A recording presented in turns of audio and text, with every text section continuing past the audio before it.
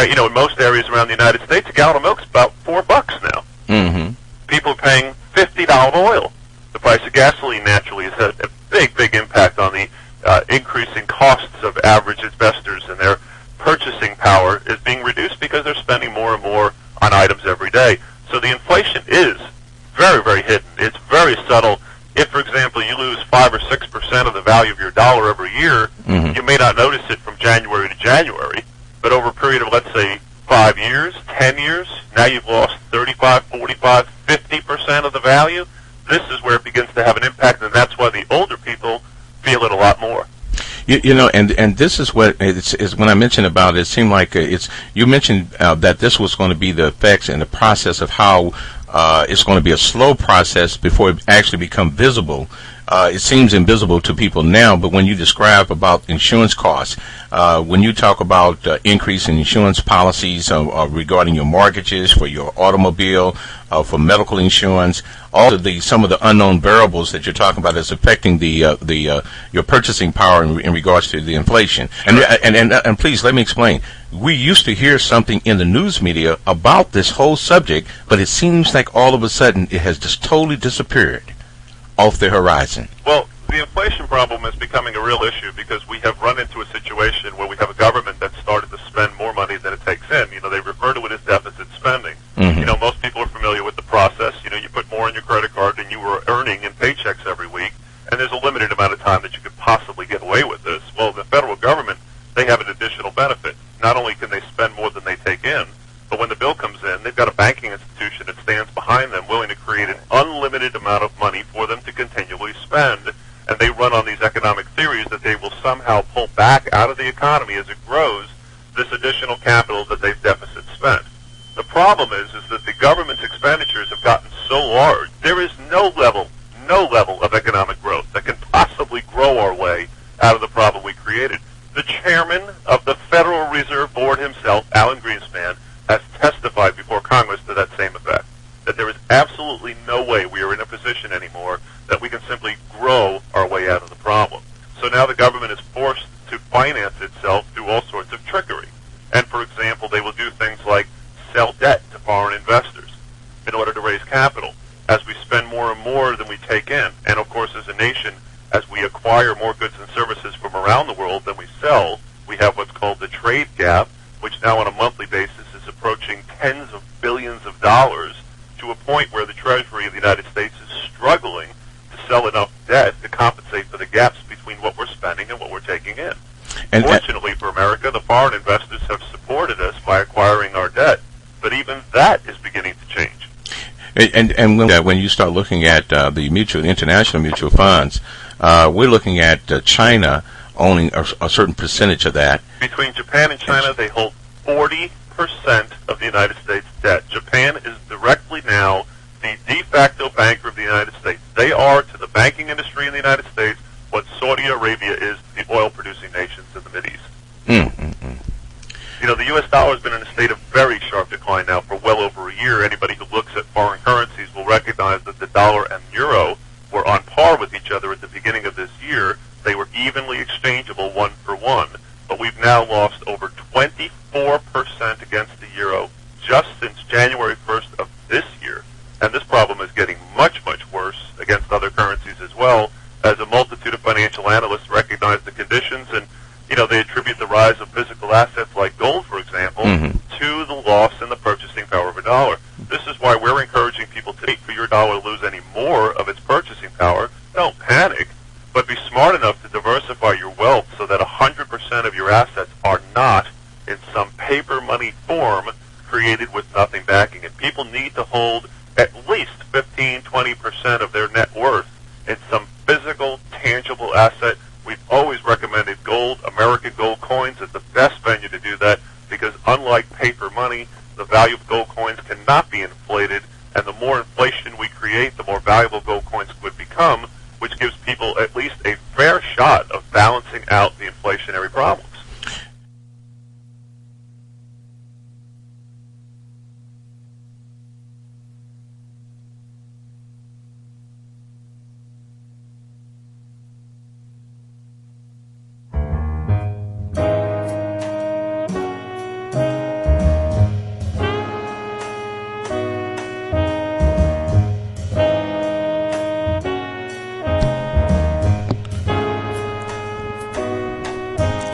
Okay, testing, 1, 2, 3, testing, 1, 2, 3.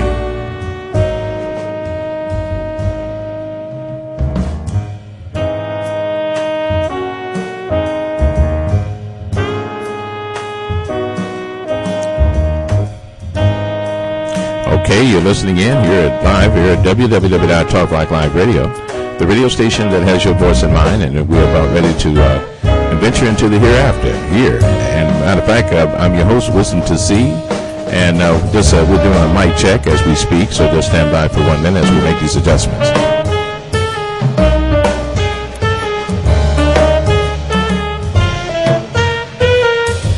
Okay. All right, we're going to try to see how that turned out.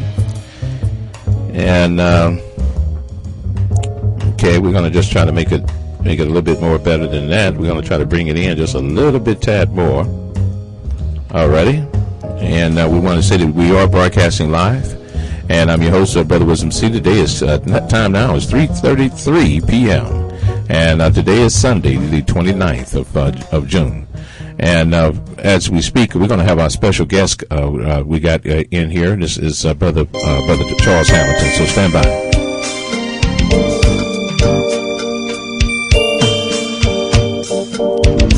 You're listening to Talk Black Live Radio, the radio station that has your voice in mind, with your host, Wisdom 2C.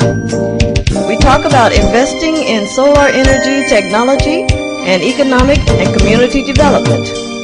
We need new leadership to step up to the plate to address the economic pain of black people.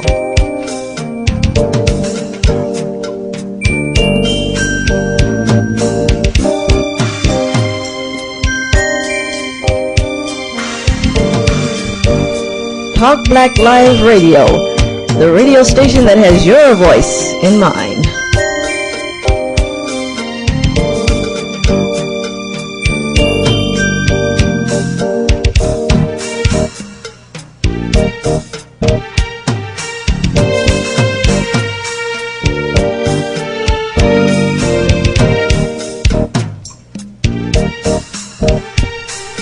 Yes, indeed. You're in the right house to be here at www.talkblacklive radio, the radio station that has your voice in mind, and such a great honor. And right now, due to the interest of time, we're going to talk about this energy crisis, and it's so important that we do have this very serious topic and subject. We have to talk about it. It has to be discussed because we're looking at the impact of energy on the small businesses. So, with that, we're going to just go straight on into it. It's something to think about. We have been making these predictions going on for the past 7 years, really, when you think about it. We have made our mark by being the only ones during the time when you think back when Al Sharpton was running for president and no one even talked about it, even during the time he was running for office. The discussion about the issues about the energy crisis was never discussed. Matter of fact, we got another call just come in. Just stand by. Brother Charles, could you hold for 1 second? Yes, sir. Go right ahead. This is Talk Black Live Radio. Brother. Yes, go right ahead. This is Eugene Douglas. Okay, Brother Eugene. Brother Eugene, believe it or not, we're broadcasting live right now on Talk Black Live Radio as we speak. Okay. Do you want to be able to be on the show? Or, I do have another guest online. Okay. Okay. That's okay. Okay, stand by. Give me a minute here. What we're gonna do is try to pull everybody together and on one line. So while we're at it, we're gonna just put a little music on this, and we'll be right back.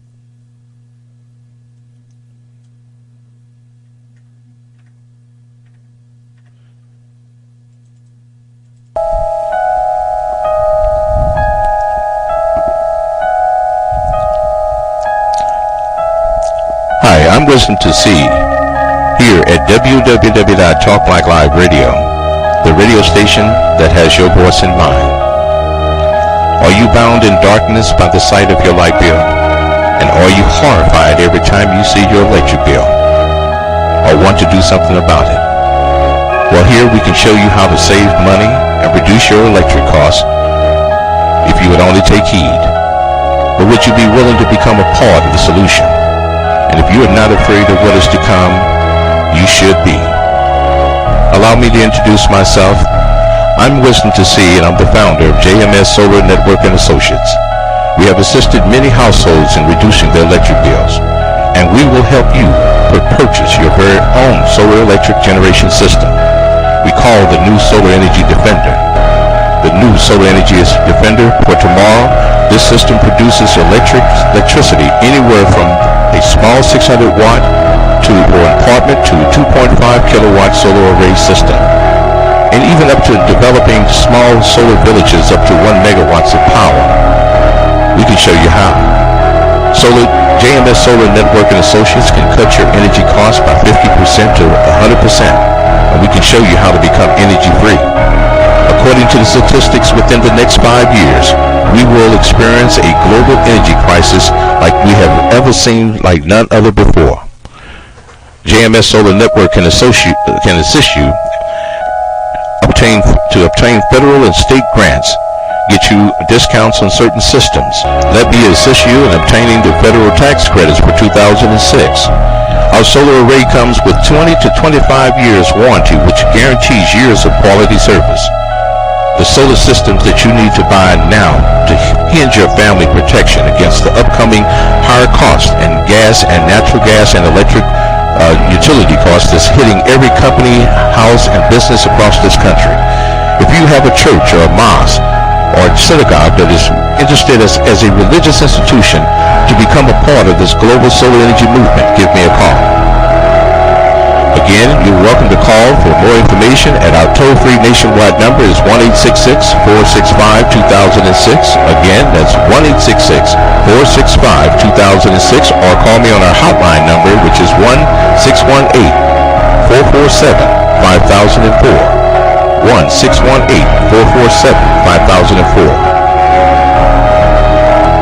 We have a staff of courteous, professional customer service of technicians available to answer any questions you may have. We're standing by 24 hours 7 to be a part of a solution to our growing energy crisis. We stand committed. Thank you for listening for this message. I'm your host, Wisdom to See, here at www.Talk Black Live Radio. Call now and purchase your system. For tomorrow, it will be even unbelievably greater problems as we see in the future. Thank you.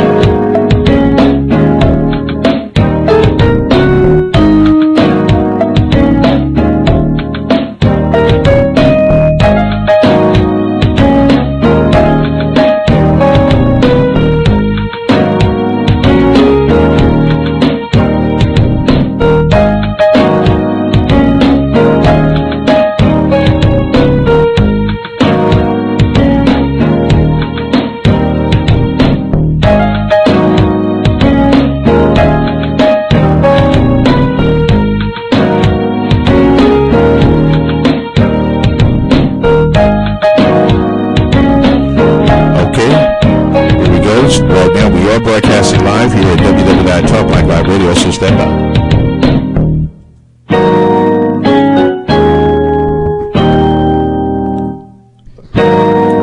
Testing 1 2 3. Testing 1 2 3.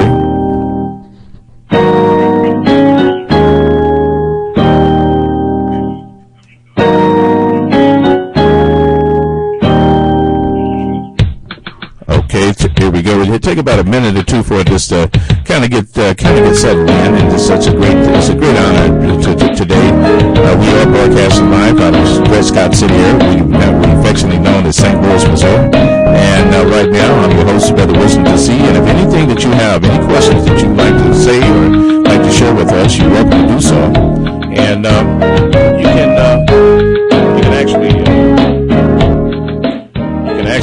you can email me at wisdomtosee@yahoo.com. Again, that's wisdomtosee@yahoo.com, or you can call me at 1-618-447-5004. Again, I repeat, it's 1-618-447-5004. Here, not only do we have the right to give our own self-critical analysis of the economic impact that's affecting the black community, but here we also provide solutions. And this is a very serious time for us right now. As we just witnessed yesterday, we saw that the Senate investigation from the Energy Committee of the Senate, talking with some of the analysts about the oil prices and the oil speculation and what they need to do to try to correct this serious correction. But yet at the same time, we're hearing the investment bankers saying that we could be looking at $250 a barrel coming very soon. And at that point, that when you hear Newt Gingrich saying that we could be looking at gas prices being from between $7 to $9 a gallon, what does that mean for the black community? And should we be concerned, and should we be looking at what alternative methods or alternative ideas should we be getting into? And concerning even regarding the when you take into account when you even take into account about industry development, when we hear about the renewable energy movement or renewable energy industry, should we ourselves get involved? But right now, I wanted to first go ahead and invite you to, this is going to be a very powerful program today, because I'm very deeply honored and greatly honored. I have my very dear friend of mine that I've known for over 40 years. I would say is a very close friend of mine, Brother Charles Hamilton. He's an entrepreneur of Roxy Enterprises as well. He owns a very large business, let's say that entertainment area for a whole lot of people in the St. Louis area. It's been known in the politics in the St. Louis area as well. And also I have a hard-hitting brother should not become no stranger to none of you, is Brother Eugene Douglas, who's been an international business consultant, as well as, he can show you how to get a business started. And he's been involved in this process for a very, very long time, in advising some of the very well-known people around, I'm sure, around the country, but particularly where we've been missing at is an economic agenda. And we have had 50 years of a failed social service program, and to this day we need to talk about economic development and the solution to the energy crisis. And with that, gentlemen, I wanted to first welcome you all into as a family, a part of here at Talk Black Live Radio. To Brother Charles Hamilton, I want to thank you for being my guest, as well as Brother Douglas. I just wanted to quickly get everybody on board. I just wanted to say that we just heard that when you hear that Newt Gingrich is talking about gas prices going to be $7 to $9 a gallon, I wanted to know, should we be concerned? And I guess I can start off with you, Brother Charles, since we just communicated first, and then I send it straight over to you to Brother Douglas. Go ahead, Brother Charles. Well, yeah, I think we should have been concerned approximately 10 years ago when we, and when I say we, I mean those of us that are charged with being the leaders of the African American community, as well as the greater community at large. 10 years ago, when the government, under the administration of George Bush, pushed the lenders to begin to widen home ownership to the mortgage businesses, they began to focus in on subprime markets. And when the subprime markets, they went out got people doctored documents and things of that nature. What normally, if you and I had done, would have been criminal. But the large corporations, such as Countrywide, went out and got these subprime mortgages, and the investment community was riding high, and as the bottom fell out of the mortgage market as a result of investment banking firms packaging the deals and putting them out there on the investment community, when they fell out, the lenders then, or the investment firms, had to focus their energy on other means of recouping their losses as a result of that. So speculation became the norm of the day. As speculation in oil began to increase, then as a result, oil prices were driven up. And that's what we find ourselves in now. How do we solve that? They will tell you that there's two coins to that. That's the supply and the demand. But once you look deeper in that, you'll find that the supply is out there. The demand, of course, when you got places like China and the Pacific Rim countries increasing their need for oil, that's one thing. Then you have the speculation, which is a totally different thing. It's a totally different animal. There's regulating speculation, and there's non-regulated speculation going on. And when oil prices begin to shift so quickly as they're doing now, you can almost bet your bottom dollar that somewhere someone is making some money. And that's what we find ourselves in now. Mm-hmm. And matter of fact, I'd like to later come back on that, because I've always have been making that as my central piece point, that when it had already there already existed on the books the energy efficiency mortgages, which is why I've been saying that all the time, that on the HUD that there were available a process of which they could be able to amalgamate the cost of a solar system and be at and then also be at a fixed rate. And now you're noticing that they made changes under HUD, under Bush administration, where they have even expanded it to include up to homes now to up to $750,000 homes. And so that is where all of the banking and those lenders, mortgage lenders, are headed now. This is what they're pushing now. But as of today, just last week, we got the report that came in that we have, as we speak, officially for the year 2008 to the point of June, just for the first 6 months of 2008, we have already heard that the report showed that they have over 1 million foreclosures, and this is not counting on top of last year. Brother Eugene, what insights did you see that you can add to this? Well, what I see is a lot more of the same. Enron, as you well know, was doing very similar things with their financial structures and the ability to hide on accounting sheets, valuation, and losses. They can do that and carry it forward. So the losses can be hidden, but when it's time to pay the visitor, as far as the big payment, those losses come up. Right. That's what they've done here with packaging up in these tranches, in these buckets, various classes of assets, and then they put the insurance around it, and then they give a poorly credited suite of products. They give it good credit because they put insurance behind it, right, like a guarantee. And then the payment stops coming. Right. Once the payment stops going, then I guess it's like a natural disaster. Right. Of Katrina, all the insurance companies cannot fund our bailout of Katrina at once. That's right. So each of these buckets had an economic Katrina. Right. Enron did this, and also the guys in California did the same thing when they faked the energy crisis. They did all this on paper. Mm-hmm. There was energy there, but they just faked the fact that there was a shortage. Right. And they did it all with paperwork. Mm-hmm. So we have markets that we can't really trust. We have a government who is years behind in the data as far as to analyze the economy itself, and not collected the data across the board. They're telling us this, so we can't rely on what they're telling us. That's basically it. And you can't rely on the people running these corporations that are telling you my company's worth $1 million when it's only worth $10 because they're leveraged very high. Right. Okay? And these are just the rules of the game.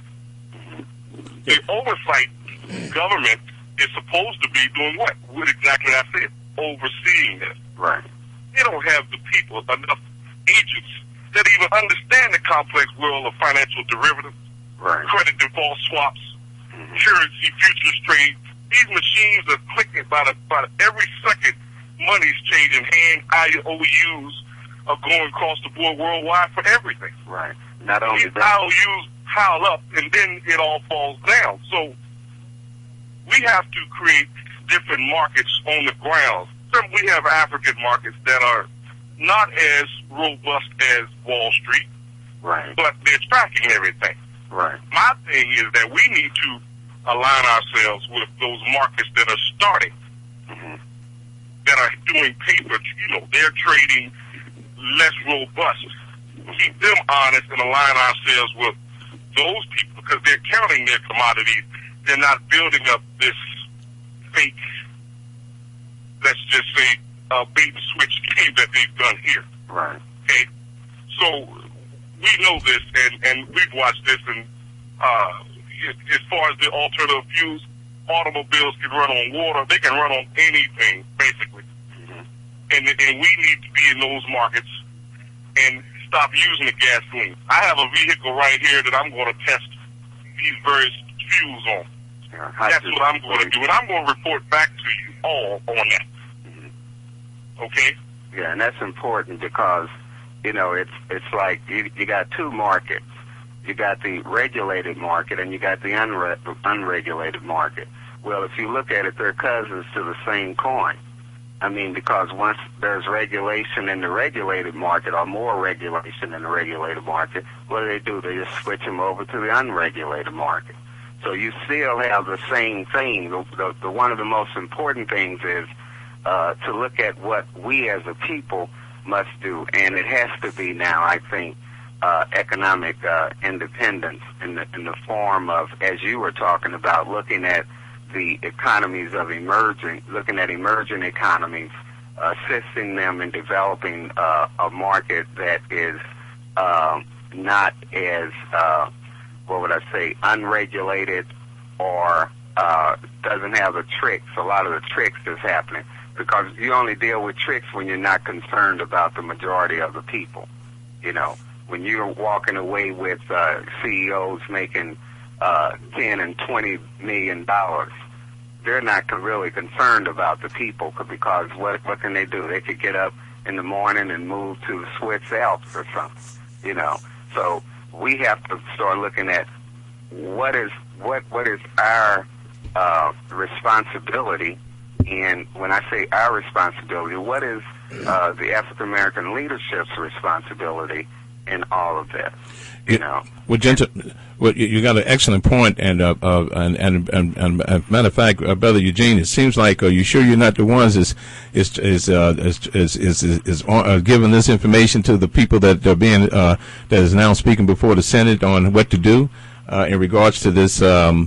This bubble that they're describing. We're hearing that could this mean that we could be seeing another situation as we saw through the Enron situation?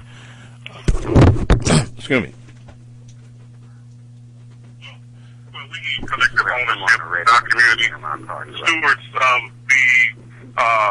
of these corporations, they haven't done a good job, as you well know, and we've just cited a few cases here, but our leaders, our folks, be it you're a leader or not, we need to step up to the plate and own, period. Because only when you have conscious people that are CEOs and stewards and owners and major shareholders of corporations that are in the markets across every industry sector, then there'll be changes. Right. Okay? Because the stewards, the corporate owners and shareholders, these guys don't have any have any onus toward any people. They only want to make money. That's what the merchant does. So it's the individual. Capitalism itself is not a bad thing. It's just you have bad people implementing this thing in a measure that they are looking at bottom line only. Right. And they don't care who they hurt, their mother, father, sister, brother. They don't care about that. It's all about dollars, yen, or with heavy. Right. But there are other breeds. I do have faith in the fact and hope in the fact that there are other folk out there with corporations that are doing the right thing by paying their people, insuring their people, putting pensions. They're not stealing the pensions. They're not bankrupting the companies on purpose in order to steal pensions. Right. And these guys do this. They open companies all the time, and then they take the money from the people, and then they bankrupt it, and then they don't pay the bills, and they take the money and go off and they send it to Switzerland or Europe or whatever. Right. That's what happens here. And most people don't understand that game. Right. But then these guys are allowed to go off and open more companies and do the same thing again in a different sector. Under a different name. My thing is that they need to be locked up and say, by your Social Security number and your fingerprint, you cannot open another company for 30 years. Right. And see, ban them from opening companies because they don't do anything with it but suck the people in and then leave them high and dry. That's what they do here. Right. And see, you have to stop this hideaway countries, meaning that. Hold up. Before you go any further. Go ahead. Okay, before you go any further, for example, let's look at Barton. They have already moved their headquarters to overseas, in front of knowing that that there was going to be a political change in the atmosphere here in the United States.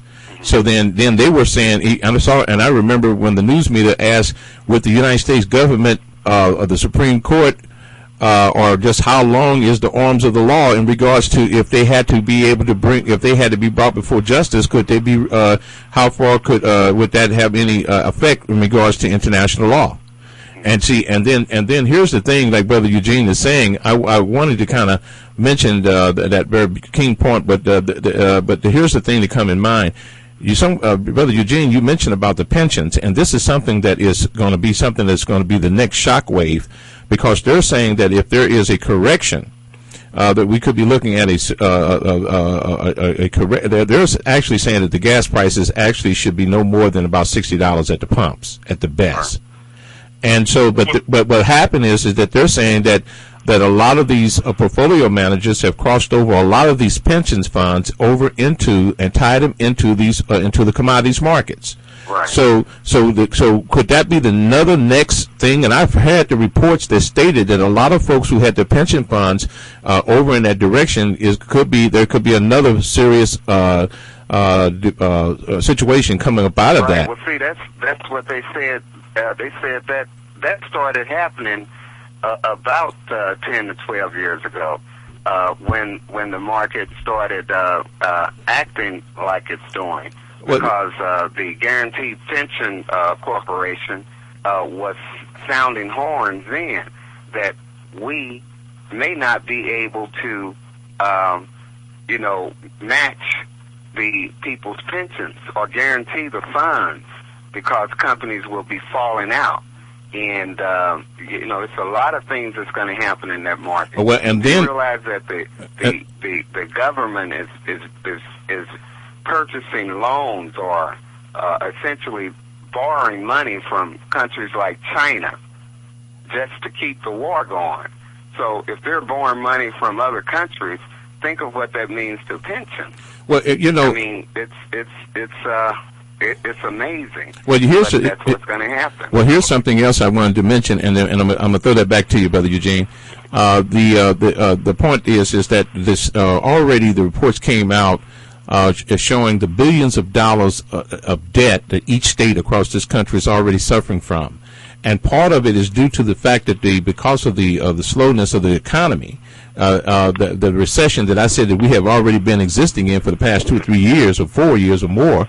But the thing is that we're going into what they call a depression. Now, the issue here is that, and I must bring this out, is that the sales tax revenues, meaning that if people don't have the money, here it is, people are actually paying $300 a week in gasoline, up to $1,200 or more a month just to get back and forth to work. That money's coming from somewhere. Right. And it's coming out of the mouths of the people, and people out of the grocery bill. They're coming out of it somewhere. It's coming out of something, and so here it is. People are struggling to the point to even make it to. They are paying to make it. They're paying to make it to work. So the question comes into play, is that that we're going to have to really, like Brother Eugene is saying again, looking at overseas, but now here's the thing.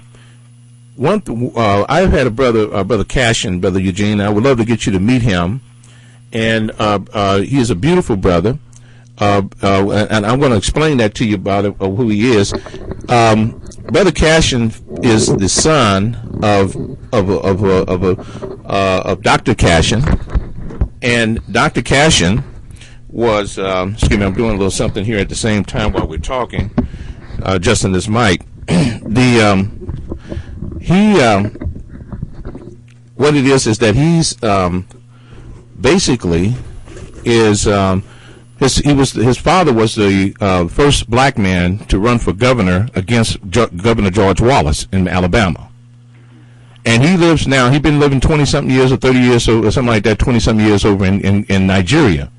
But something interesting that he brought up, Brother Eugene, and it's getting back to something that you were saying, and I'm going to throw it right back to you, so just bear with me, is that he said that even when you look at the United States in comparisons to the debt, of the $10 trillion worth of debt that this country is in, and really the numbers are higher than that, but we're just going to stay with what, just with an underreported debt number of $10 trillion. But yet, he said that then they tried to show about the malfeasance of practices of how try to show some physical irresponsibility of the governments of Ghana, the governments of Nigeria, and how they steal the money and everything.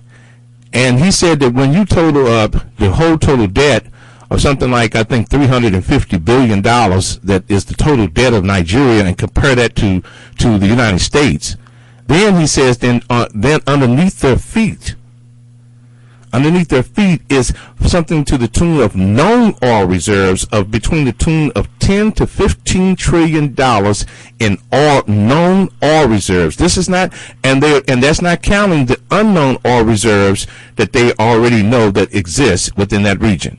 Right, it's the third largest, or second third largest. Well, they have oil reserves, new oil reserve finds that they already know about that have not been discovered, which is in Niger, which is in Chad. Isn't it interesting that those areas have been somehow economically depressed, and that there's all kinds of confusion and people are starving to death, but yet they got all of these natural resources? And then he said that in Nigeria alone, he's saying that from just the other natural resources alone could come to the tune of something like $150 trillion in many different areas of known natural resources, from uranium to plutonium to everything else you could think of, is right there in Nigeria. He said that they can't steal enough money. Even with that, they still couldn't be able to do it. He said it's still got a reserve of $15 trillion in comparison. And he's saying that the greatness of just Nigeria alone, that's not counting what we can look into and find in the trillions of dollars of wealth, of opportunities that are there in the market for us. Now, what we have to do, getting back to what Brother Eugene is saying, and I would like Brother Eugene to expound more upon this, is that we're going to have to set this thing up. I've made a call earlier to say that we need a solar manufacturing plant to address the energy crisis, because there's something new getting ready to unfold. They're going to have this. They may have for just military strategic reasons alone. They're looking at the natural gas, and that natural gas is like, they call it the quadrome area, which has got something. It's like a little box that they made that ties all the way up into Europe, and it tips into an area where Russia is at, where all the natural gas, known and natural gas deposits are at, into the trillions of cubic feet of natural gas.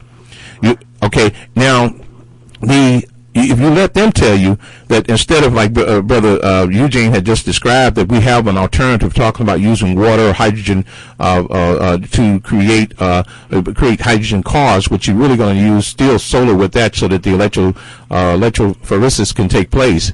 But the main thing is that we are looking at the main thing is that here we are. We're going to have to start looking at being in front of the curve in regards to energy. When will we begin to look at energy being of a top priority? Well, should it not be of top priority among the list of things that we have been discussing and all these years? And I'm looking at the job opportunities, the business development creation that we could be getting into this market instead of letting it be. And then I'm still saying that we can compete with China and India, but we've got to have Mother Africa at the table. I agree with that. I mean, but see, the thing is that you bring up something that is needed, but there are people, inside and outside of the government that doesn't wish that to happen. If you look at when you talked about Nigeria and you question the fact that how can a country have so much debt, but yet the vast majority of the people are living in squalor. Well, if you look at the all companies over in we tend to think of Nigeria, and we look at one city called Lagos. Okay, before you go there, I want you to understand where you're getting ready to go with that. And what I was going to do is get you to see that. Do you know just in Nigeria alone, their income that they're making, they're generating $2 billion per week. Right. Okay, that's how much that they're generating right now, and it's climbing just right. from just the oil reserves alone. So, huh? You know where the money is lodged at. Well, we know about all of that too. How that process. But go ahead. I mean, just go ahead and explain. But I was going to ask Brother to have Brother Eugene to kind of expound upon that a little bit, but go right ahead, Brother Charles, since you started off. Yeah, go ahead, Eugene, because I got to look out this window right quick. Well, Nigeria, most of the countries in Africa, if not all of them, have these types of resources. And so I wouldn't isolate just one, because there's those resources are everywhere. As far as valuing them out in U.S. dollars, the dollar's very weak. And the military of this government, and the G7, G8 boys, they pretty much control the flow of those families. We all know who they are. Like I said, we as individuals have to solve this for us. Most cultures carve out their own piece. We've yet to collectively pool our resources, meaning finances. So energy is one thing, but those other sectors are very important to us, especially the areas of currency, banking, infrastructure, and so forth for ourselves. Who's buying what? I mean, if you don't have currency on your side, you have a problem.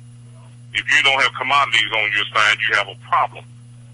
These are the areas that we need to own in, and we need to form conglomerates, collective conglomerates in these industries, and align ourselves with conscious folk that are owning these things. Those mine owners and landowners in these countries. We have to create markets that have some integrity about them. Unlike these guys here, and we know they're going to come at us when we do this. And we have to be able to defend off and ward off, and sometimes be offensive in what we do, because that's what they do. Okay? So this is what I'm about. If anyone's out there listening is about the very same thing, give me a call. Because this is all sectors. Energy is one. You got food, agribusiness, shelter. These are just resources. And we can accomplish this, but we have to put these corporations on the planet and register these things, pull up our funds. If anyone's sending funds to organizations, not pooling up their funds and doing what these sovereign funds like Hugo got doing in Venezuela, then we're not making any movement of our hope, advancing our hope. And the people that can do this must be of high integrity. Because if you have criminals like we have on Capitol Hill and everywhere else, running the show, playing businessman and politician all in the same day, sitting in the Justice Department owning Halliburton, then you're going to have this kind of stuff. They're not going to investigate themselves. Right. We do know that. They're not going to rip down their own companies. And they can put their companies anywhere on the planet. And so can you.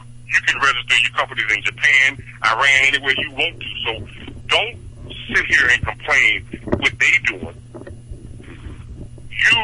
We need to register our companies across the board too.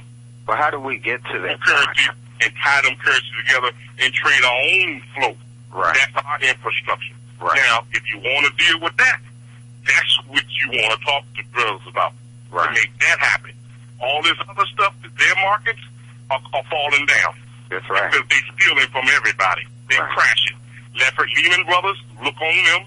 They're coming up here pretty soon in a few banks. Look at the derivatives. Look at what's going to happen. We already know this stuff. That's trillions of dollars. They make the mortgage thing look like candy. Mm-hmm. So Right. clear, this stuff is coming. Right. And How do we get to that point, though, Eugene, to... Stop talking about what they doing and start talking about what we doing. Right, okay. Number one, because as long as you're describing what these demons are doing, you're never going to get off the dime and do what you need to do. Right, you'll be in their The caboose. conversation we're having is about the news they making. That's right. We're in their Talking caboose. about the news we making. That's right. We have to change. The news makers are the ones we need to consort up with. Right. Consortiums, conglomerates, collectives, conscious, all these C's, currency, all these C's is what we got to be doing. Right. Brother Eugene, Immediately. Brother Eugene, I'd like to ask this question.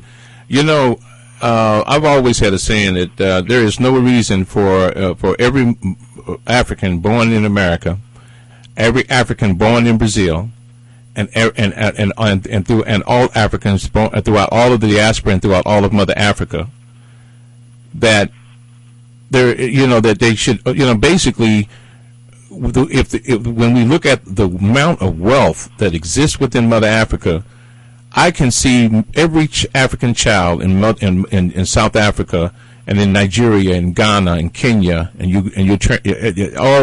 everywhere, Zimbabwe, and every area you could think of should be able to have a 2-car garage, a mansion, and a yacht like Elmer J. Fudge. Yeah. But see, the thing, what I look at, though, too, is that, and that raises a good question in terms of what Eugene was talking about in terms of us being in their economic caboose. As long as we're in their economic caboose and on their track, then we're going to go down the same road they are until we stop, get out of the caboose, create our own track, and then deal with it that way. Now, one of the important things is that there are people, as Eugene indicated, there are people out there that are actually doing what we need them to do. However, when you look at the news media, they're not focused on them. So that means what? That we have to create our own news media, to bring highlight to what the people are doing, because it's amazing about the average person.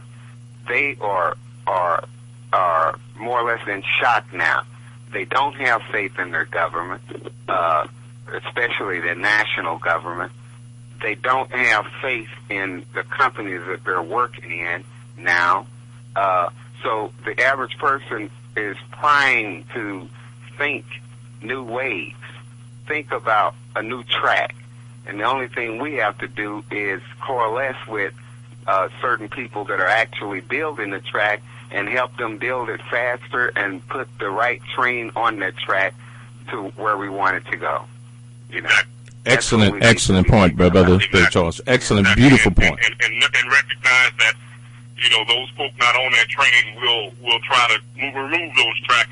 Right. So we have to identify all of them, and we know who they are and what tactics they use, and we need to expect them and incorporate that in our movement and our plan and our economic development globally. Right.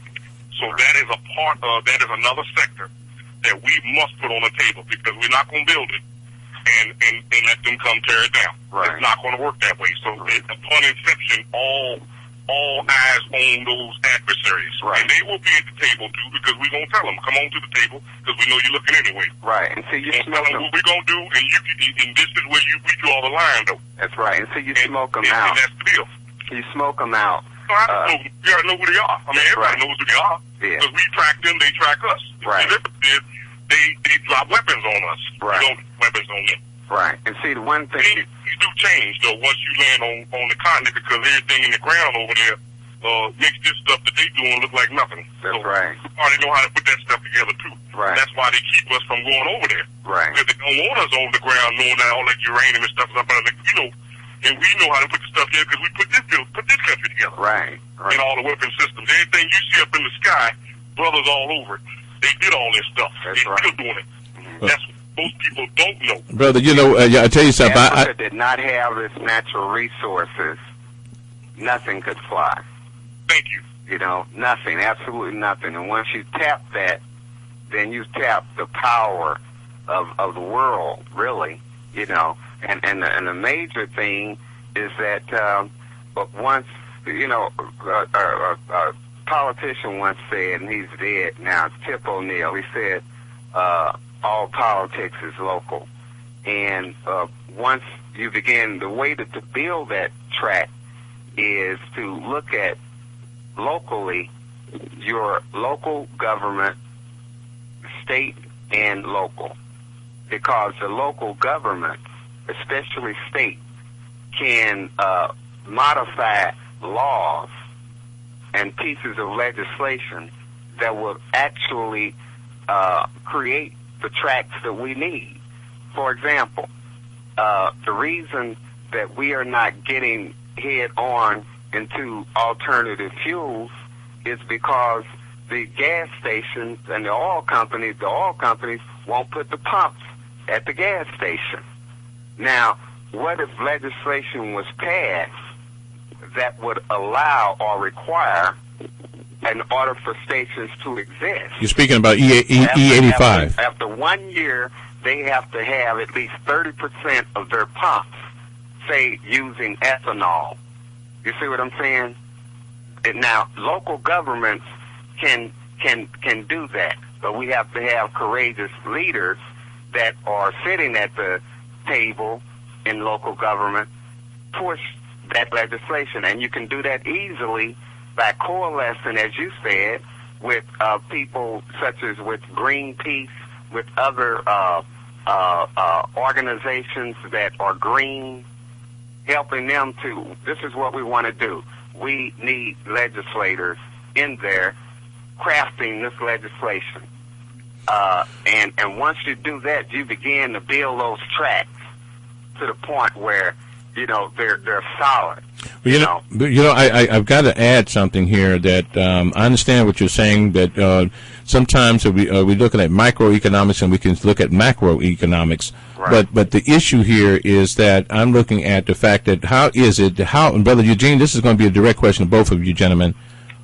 I mean, of all of the brilliant minds and everything else that we see, I mean, how did it come to the point that, or is it? Or hold on, let me answer my question. That is it possible? That it's not possible. From I am concerned, this is something I'm talking about from me. I'm Brother Wisdom to see. I'm saying that black folks are suffering from up under economic apartheid. And I'm saying that how could it be, and I want you gentlemen to explain this to me, if you can, about why is it in 2008 you have Mexicans, they got Mexican trade policies with Mexico, they have the NAFTA agreement with Canada too as well. You have the CAFTA agreement with China. You have trade policies with India, trade policies with everything else.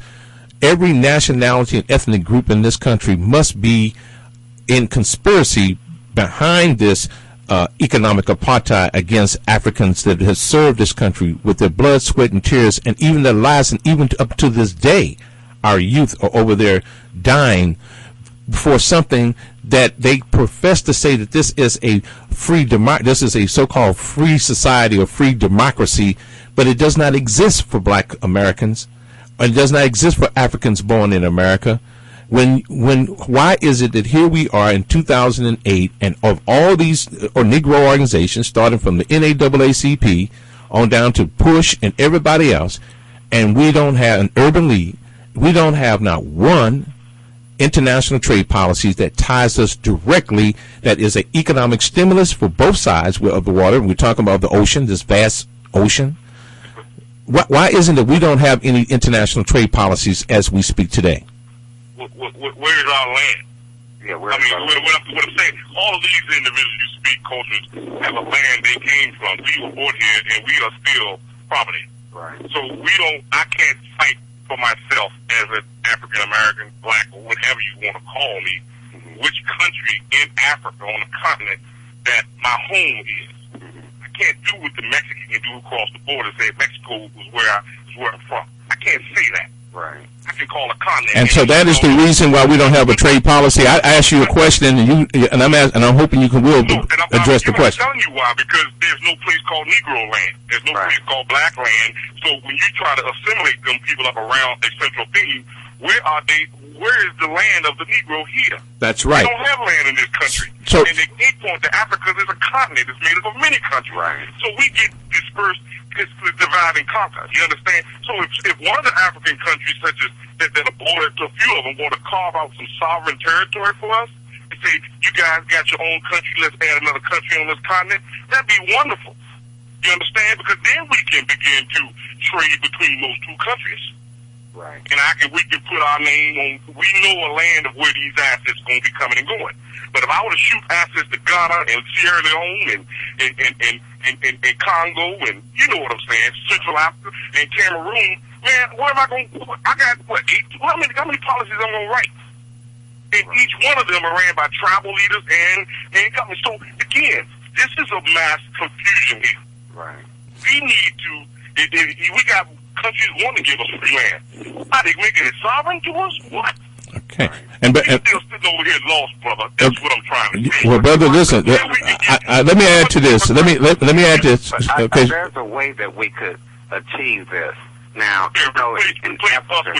in Africa, I know if you look at some of the things that's going on and talk with some of the people, the leaders in the African National Congress, they are thinking basically the same way that you are. If you look at what transpired in Europe, what's about to transpire in Europe, there's going to be a common Europe in essence, where the currency is common and things of that nature.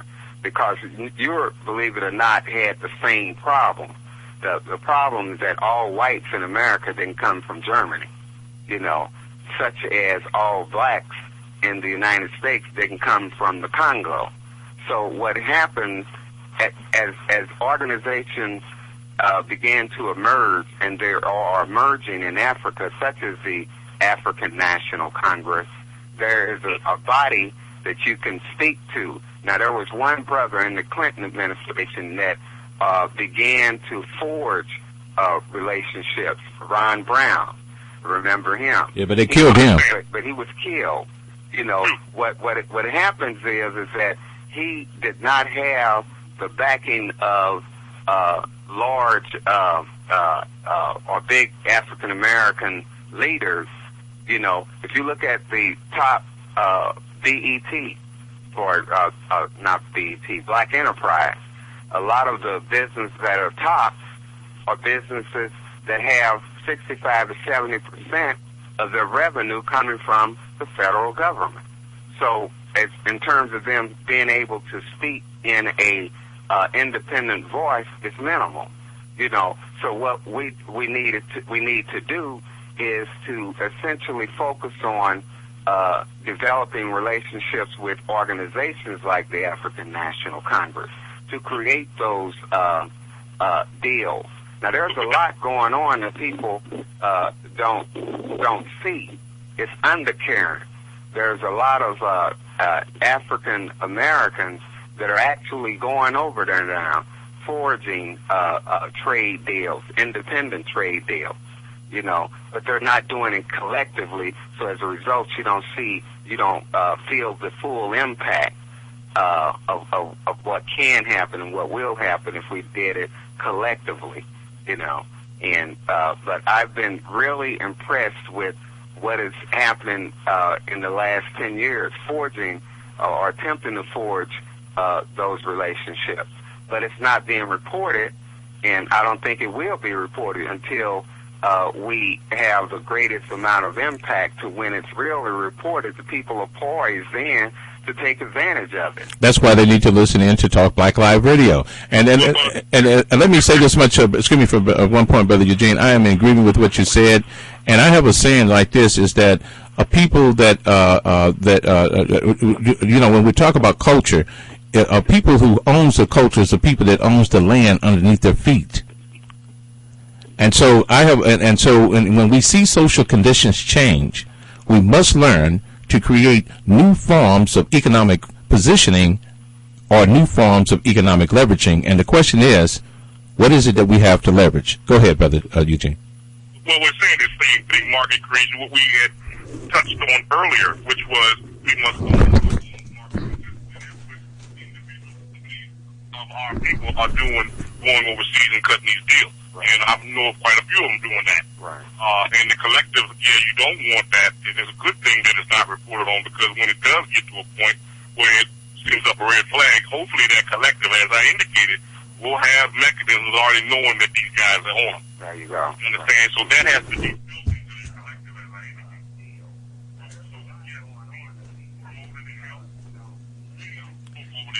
Okay, we had a problem. Could you repeat that last minute program? I just dropped you off. I lost you for a second. Please repeat that again, please. Could you please repeat that again? I'm sorry. Okay. What I'm saying is that we have many individuals and companies of brothers that are and sisters that are cutting deals, and they're not, as the brother indicated, collective.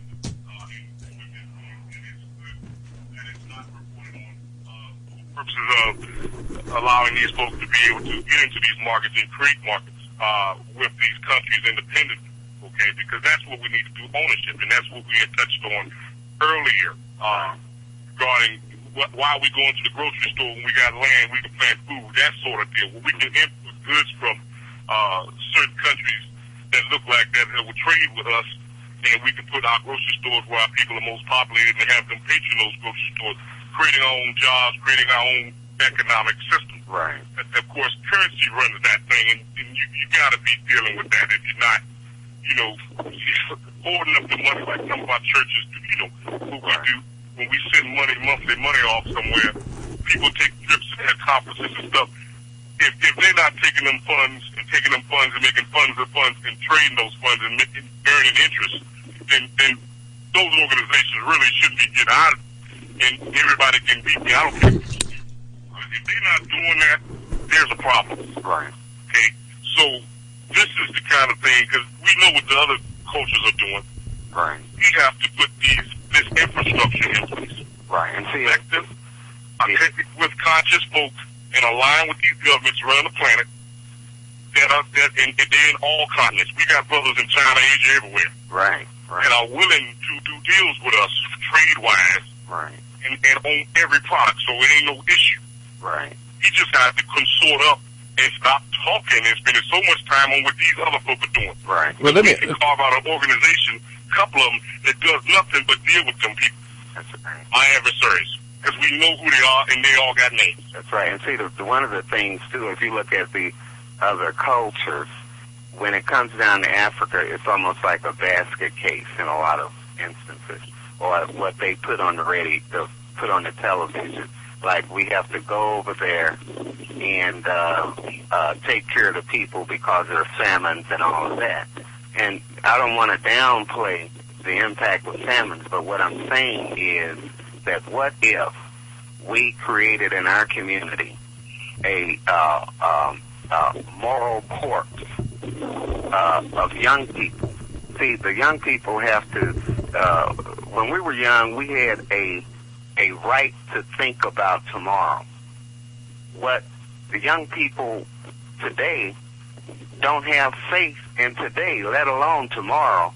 So what we have to begin, and this is something that locally we could do, is begin to create an environment where these young people can mushroom into the point where when we begin to make these international deals, that they could go over and say, for example, if you needed to build a irrigation system in sub-Sahara Africa, then you could do that because we have done what we needed to do with the young people over here and over there. If you have the training, you train the people, send them over there, and then allow the locals to be trained by the people over here to deal with it. You see what I'm saying? And as a result, we begin to, both economies begin to emerge. And we have to keep in mind that when we start talking about doing things like that, we have to do it with a socially conscious, agenda. It cannot be a me agenda or my pockets. It has to be socially conscious, because we're looking at raising up our young people and at the same time raising up the young people over there. What Oprah did with the schools was magnificent. So that was big in and of itself. But when you start spreading that, it's an idea. And I'm saying that we have to correct our schools locally, again, to create culturally conscious curriculum that would allow the young people to move right up into that kind of environment. And that's, again, a responsibility of our educators, of our civic leaders, our politicians, and everybody else that have a socially conscious mind, And a lot of those educators and folks don't have the financial resources right. to be able to put $40 million school down on the ground. Right. But I do know a collective of conscious corporations and companies and LLCs can do that. Right. But they got to be pulled together by some conscious individuals that have agendas and policies and procedures and justice in place to be able to point to Mississippi and say, hey, we need something there. The money's coming off these corporations are doing that. Right. And that's and right now, people are sending money to churches and all other entities, these nonprofits. But right. the nonprofits ain't pulled up directing this flow of capital. No, they're individualized. We need to be collected up in directing capital, right. revenue generating. And again, that's why I keep saying the same thing. And every time you say something, I'm going to go back to what we've already said. We know the solution. Right. The thing is that these think tanks that we creating, what's the point? Act tanks. We need act tanks. Right. Act tanks. And you do New that term, with guys. market. Let's do act tanks. Right. You in St. Louis and I'm in Orange. Right. What you doing and what am I doing? Right. Where can I compliment you and where can you compliment That's me? right. Yeah. What can we carve out as far as a joint venture? Let's put a couple of dollars on the table and see if there's some synergy. I'm sure with my vast network and your vast network, there's probably projects on the table that if you put your vast network with mine and saw those projects at the same time, I guarantee you someone would move tomorrow. Most definitely. Because I'm sure you know people that can fill up the holes in some of them transactions. Right. Most definitely. Quickly, because they're probably looking for some of that stuff. Yeah. And that's what we don't do. Instead, we spend our time talking about what they're doing. Right. So change the conversation, and your conversation, and the kids around me that hear me on this phone, like right now, if the kid was, they see what I'm doing, and guess what they ask? Well, how did you call that country and talk to that president? How did you do this? And you talking to Africa now? You talking to, what are you doing? And guess how they learn? Right. My son knows this stuff. My daughter knows this stuff. And I'm going to tell you something else. So they learn by what they see. Right. You ain't got to put a school on the ground. We're going to do that, but guess what? They learn by what they see. Right. Something else. They have the young people, I'm going to tell you, they have a vast communications network on the internet. MySpace.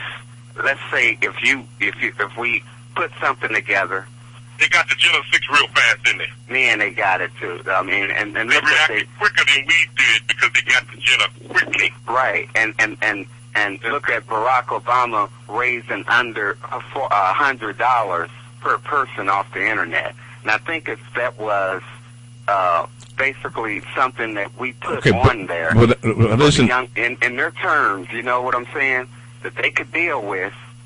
Man, before you know it, it would mushroom so large that because you're talking about young people not only in America, but you're talking about young people in Africa, in sub-Saharan Africa and Nigeria, all over, that they understand when something is real, you know, and it's coming at them like that.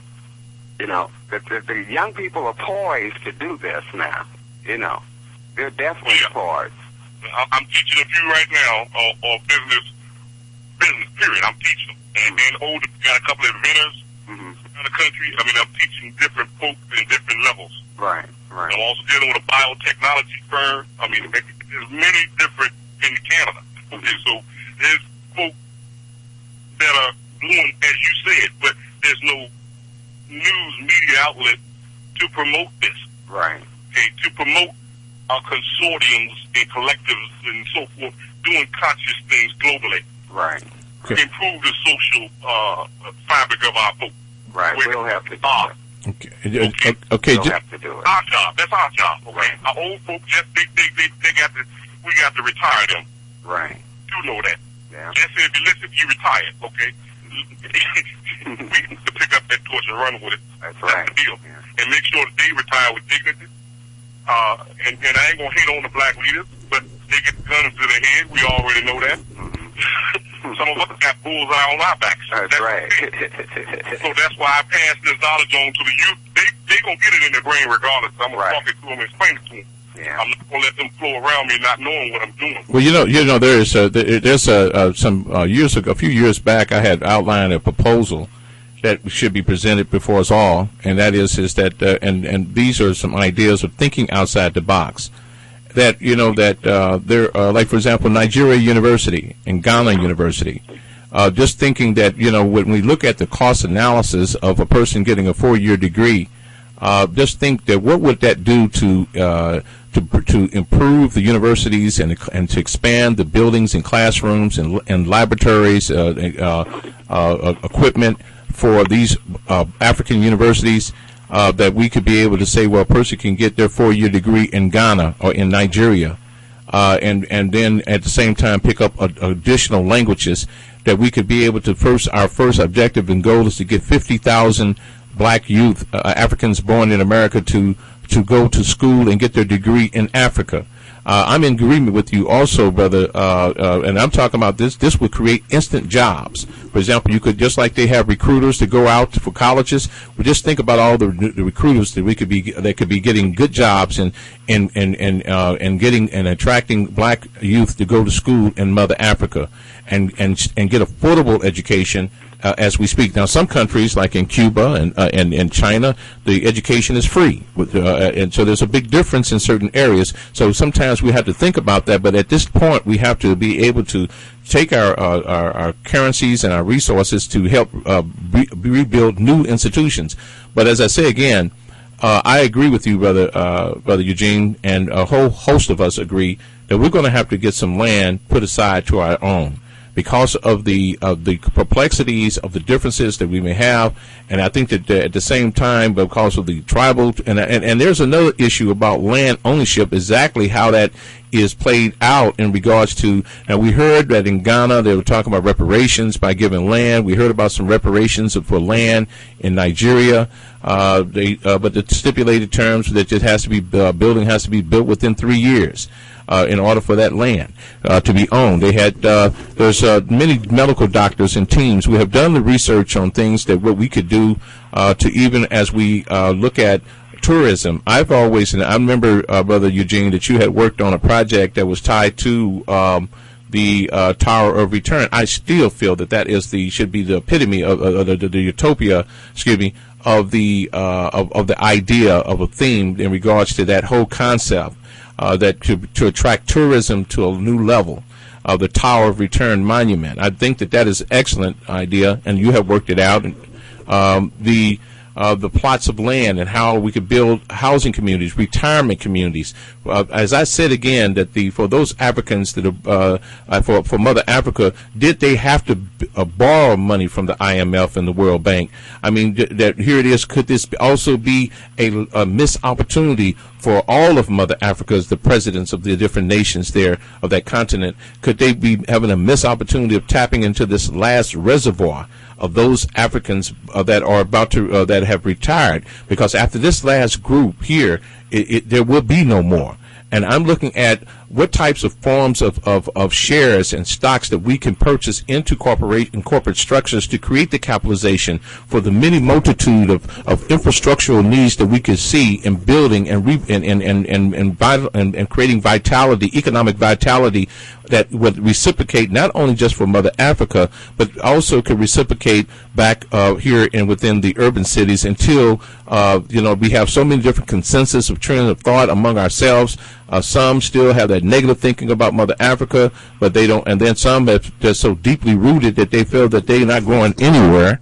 That's fine. But that group there is going to have to make now, because see, here's my point. As I get back to my major point about this, what I call a economic apartheid, I would like to say is that that when I talk about that Black America has been suffering from an economic apartheid practices from this government and from the bankers, the lending institutions, the racist, the hidden racist institutions of racism in the economic markets. We're going to have to open up these doors, and I'm saying that we have to also set up dual citizenship. For those who say, well, look, we done bled and died here, we're not going nowhere. But then we have now, and if we did a consensus today, and if everyone was truly convinced of the real financial benefits of going and living in Mother Africa, I'm thinking in terms of that some people are looking at the Exodus, the Great Exodus. When you look at is the Exodus the solution? And I'm saying that I feel that the Exodus could be a great major part of a solution for many of us. I'm looking at retirement centers. I'm looking at medical doctors that we already have on ground over there.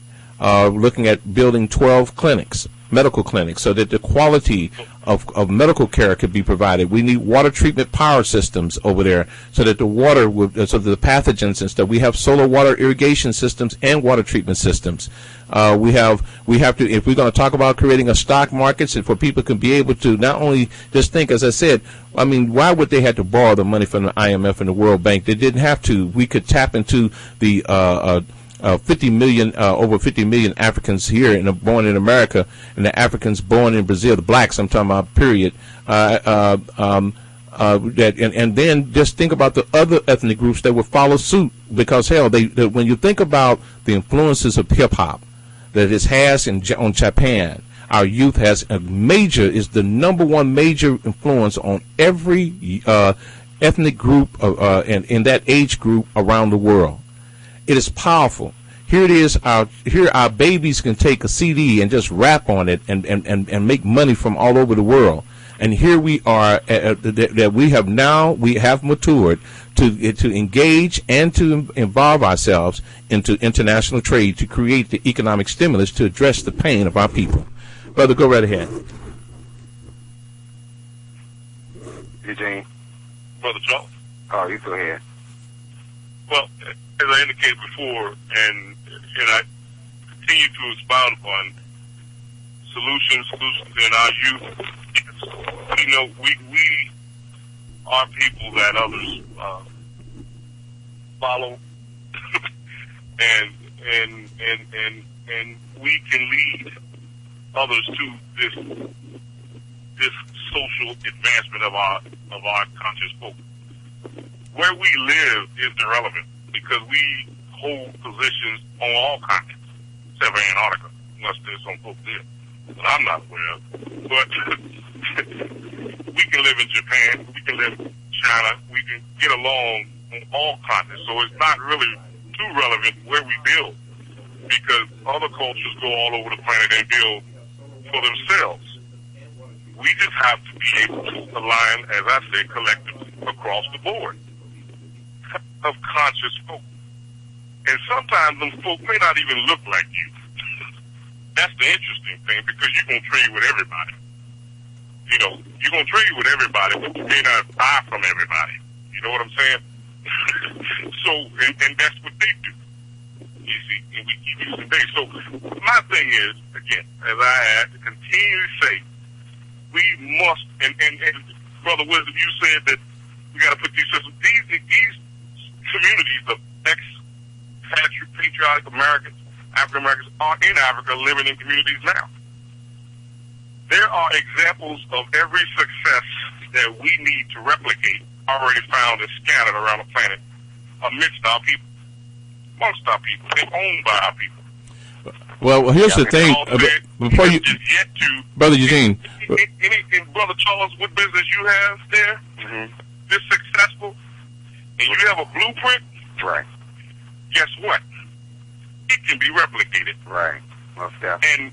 And the issue is that I've talked to many brothers like Charles, and they had no problem with saying, hey, if there's some other conscious folk out there that want to take my plans and give me a percentage and do what I'm doing way over here somewhere, fine. Right. That's just more revenue streams for us and for what we're doing. And I've created myself many times. Brother Eugene. Pardon me, Brother Eugene. Conversation is what I'm talking about. Yeah, Brother Eugene. You spread that. Okay, Brother Eugene. Let me go into this real carefully here, and that is that you're right, and see this is, and I'm gonna tell you, it's wonderful. It's a wonderful feeling to be able to feel. You know, it's a thing called the law of use, and that is that if you don't use yourself, you will be used. Yeah. And so, or someone else will use it. You see. Go ahead, Dave. And so the thing is that well, he's got some people working in his on his commercial property that is cutting the grass out there. So he's checking on his people, his workers. Okay. Now the thing is that when you're talking about about the law of use, it's so important that we use ourselves for the good purpose of our unborn children. Now, I've got one point that I want to say.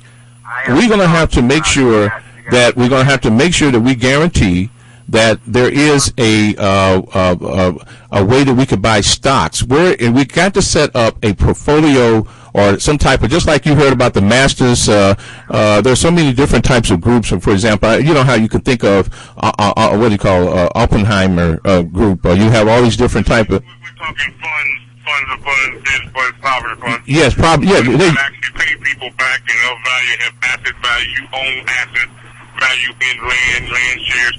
You know, there's just many ways of structuring up this. That process, that's exactly what I'm saying. We need that process now. And these are the things that, with our pool resources, must be done. Because let me explain why. Let me explain why I'm saying that. Because right now, as we're losing the valuation of the dollar right now, and you're very familiar with this because you already see how this imbalancement because of the oil prices, and here they're talking $250 a barrel, looking at $7 and $9 a gallon. Then what we have to do is, and then you hear about how when you see Warren Buffett and the rest of them, how they taking their currencies and buying it into other currencies. I just heard just recently, just no more than about less than this week. Matter of fact, this week, someone told me they recently just got back from Ghana, and they were saying that that the U.S. dollar didn't go as far as it used to go in the CDs. You see, and so the thing is that what I'm saying is that even if it means in the currency exchange, but we may look at that as well, because I've even heard that there was a time that the Nigerian naira was worth more than U.S. dollar at one point. So, you must. We flooded the market with dollars. Guess what? If we on credit with everybody and they got our dollars, they have our dollars. They're hoarding dollars all over the planet. I mean, when they went over and got Saddam had a truckload of dollars. There you go. So whenever you put so much stuff out there, is it valuable? No, the value of the dollar is decreasing. Okay, and so here's my point. So hold on, wait a minute, but I'm not talking about that. I'm talking about my point. My point is this.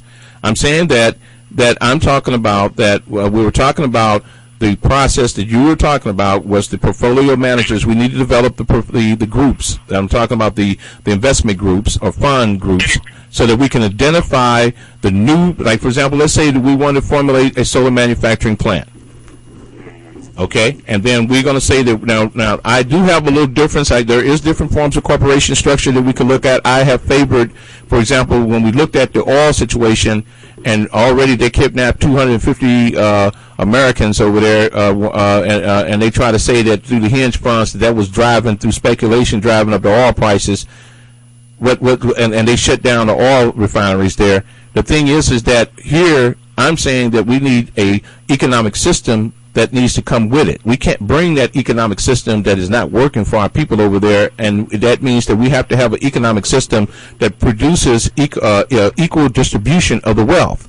Now, I know that one of the formulated corporation structures that I'm beginning to favor also, and you, of course, you can create many different forms, but I'm looking at the term called the ESOPs, the employee-owned corporations that could be used. It means that the employees shares from the dividends of the profits, instead of being the S corporations or C corporation type corporations that only is benefited by the few, which is the shareholders.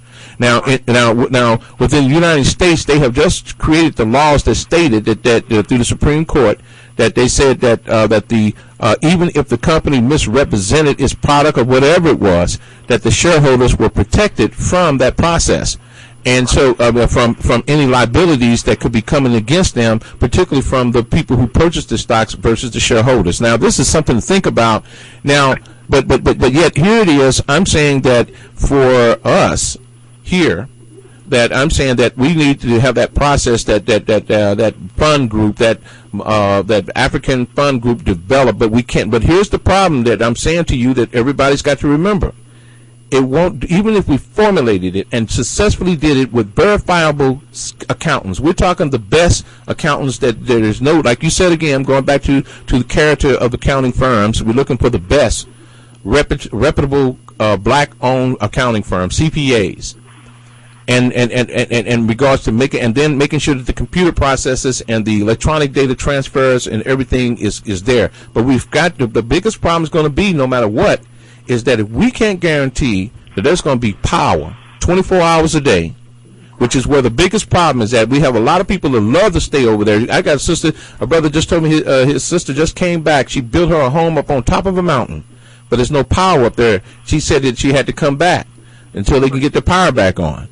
I know people that are in Ghana, in Nigeria. They want to spend billions of dollars into these hydro dams, and then you got this other one that they're trying to do, that Europe is trying to come up with, and I'm praying that they don't do it. That is the Congo dam, because they're saying that just that one dam alone, if they could be able to put a dam there, it would be able to generate enough power, hydro power, for all of Africa and 2/3 of parts of Europe. Well, I'm saying that no, we need to go with the desert. They got a desert out there that could be able to produce enough power, that could be able to provide power, and there's a new direction of power plants that are that's getting ready to enter into the market. That could easily replace the coal and the natural gas power plants. It is called. Without a doubt, all of that, what you speak, you're going to require some resource, and it's going to be currency of some sort. Right. Okay, or gold or metals or whatever. You're going to require some type of fund and the management of those funds. I need an acknowledgement here. What I'm saying is, wait a minute. All I'm saying, I'm not talking about no currency now. I'm saying is that, excuse me, brother, all I need an acknowledgement right now. All I'm asking you to give me an acknowledgement to the fact that I'm saying to you that all I'm talking about is that all that you're saying is correct. I'm saying is that there is a missing component, and that we need to make sure that energy crisis, the energy issue for Mother Africa, is resolved. So that's why I thought, as a strategic reason, energy problem. Solar stuff all over the place. No, excuse me. Like I said, no. But we're not creating the solar panels. We're not. That's not true, brother. We're not owning we don't own no solar manufacturing plant. Black people own no solar manufacturing plant over there. But I'm saying to you. I'm saying is that okay. I'm just going to say it. All I'm saying, brother, is that we really don't have challenges. Some of them are, of course, at gunpoint. they make you borrow money because they make you think you need some, and even though you say I don't want it, they'll put their gun point. You're gonna borrow this money and take it because that's the only way we're gonna get you anything else you need. So we understand that piece. Right. Folks that want power in interesting places. There's some people that live off the sun and live near the river. Man, I don't care what you talking about. Listen to me, Brother Eugene. Brother Eugene, what you talking about? I'm going to create controversy here because I'm going to tell you what you're talking about is still missing the point. I'm saying to you right now to this day, look, man, they suffering from telephone communications over there, all kinds of communications. So we got to address the energy issue to support the telecommunications so we can have 24-hour guarantees that we could have, like all these other countries is doing, that they can be, they got trillions of dollars of transactions going down every day. We got to make sure that we shore up we got to make sure. Why do you think that they are not, they haven't? Okay, that's all I need to know. You're saying we're aware of it. That's all I need to know. I'm through with the conversation. I'm saying the right financial package hasn't been put together yet to marshal those resources for the good of the continent of Africa yet. You know, and that's what we're talking about. And that's what I identified. And those are the points that I'm identifying up front. I'm actually painting a picture. And making sure that we understood all of that, and that we need to have those portfolio fund, new African fund managers, or whatever you want to call them, Brother Eugene. What I'm in favor of in terms of doing exactly what you're saying, but doing it through the present structure that is already there, like the African National Congress. We need to get to them, and of course, the reason that they probably haven't had the marshaled funds is because the African National Congress is more conscious of what these people are about. So they probably are waiting on us to come to the table to produce the kind of package that they can deal with. You see what I'm saying? Because I'm going to tell you, as we speak, there are people that are saying and doing the same thing that we're doing. It's just a matter of who gets there first. Believe me. Okay. You know. Exactly. And that's why, you know, like I said, this conversation on corporate structuring up entities and going into banks and trading funds and building sovereign fund hedge funds and, you know, pulling up funds off the books to do certain things around the planet. That's what has to occur. And the sooner if you have $500 and I have $500 right now tomorrow, and we start creating structures and putting them money to work, it's a no-brainer. Right. You know, but the only thing is those folks dealing with this have to be of the utmost integrity, because most people get money disappear, make money disappear. That's right. That's but right. If you are conscious, we know what my pulled up small resources is going to do with your small stuff, and we ain't risking that much when we do that. Right. Because collectively, you'd be surprised at what 100K, 200K, 500K, a million can do pulled up around the planet. Right. Right. Mathematically, it's a no-brainer. Right. Okay. And so land banking, there's land to be banked here too to back that money. So there's 240 acres sitting right down here near base for sale for 750K. You probably could put 500 on it. Right. Average it out. You know what I'm saying? Well, let me ask you.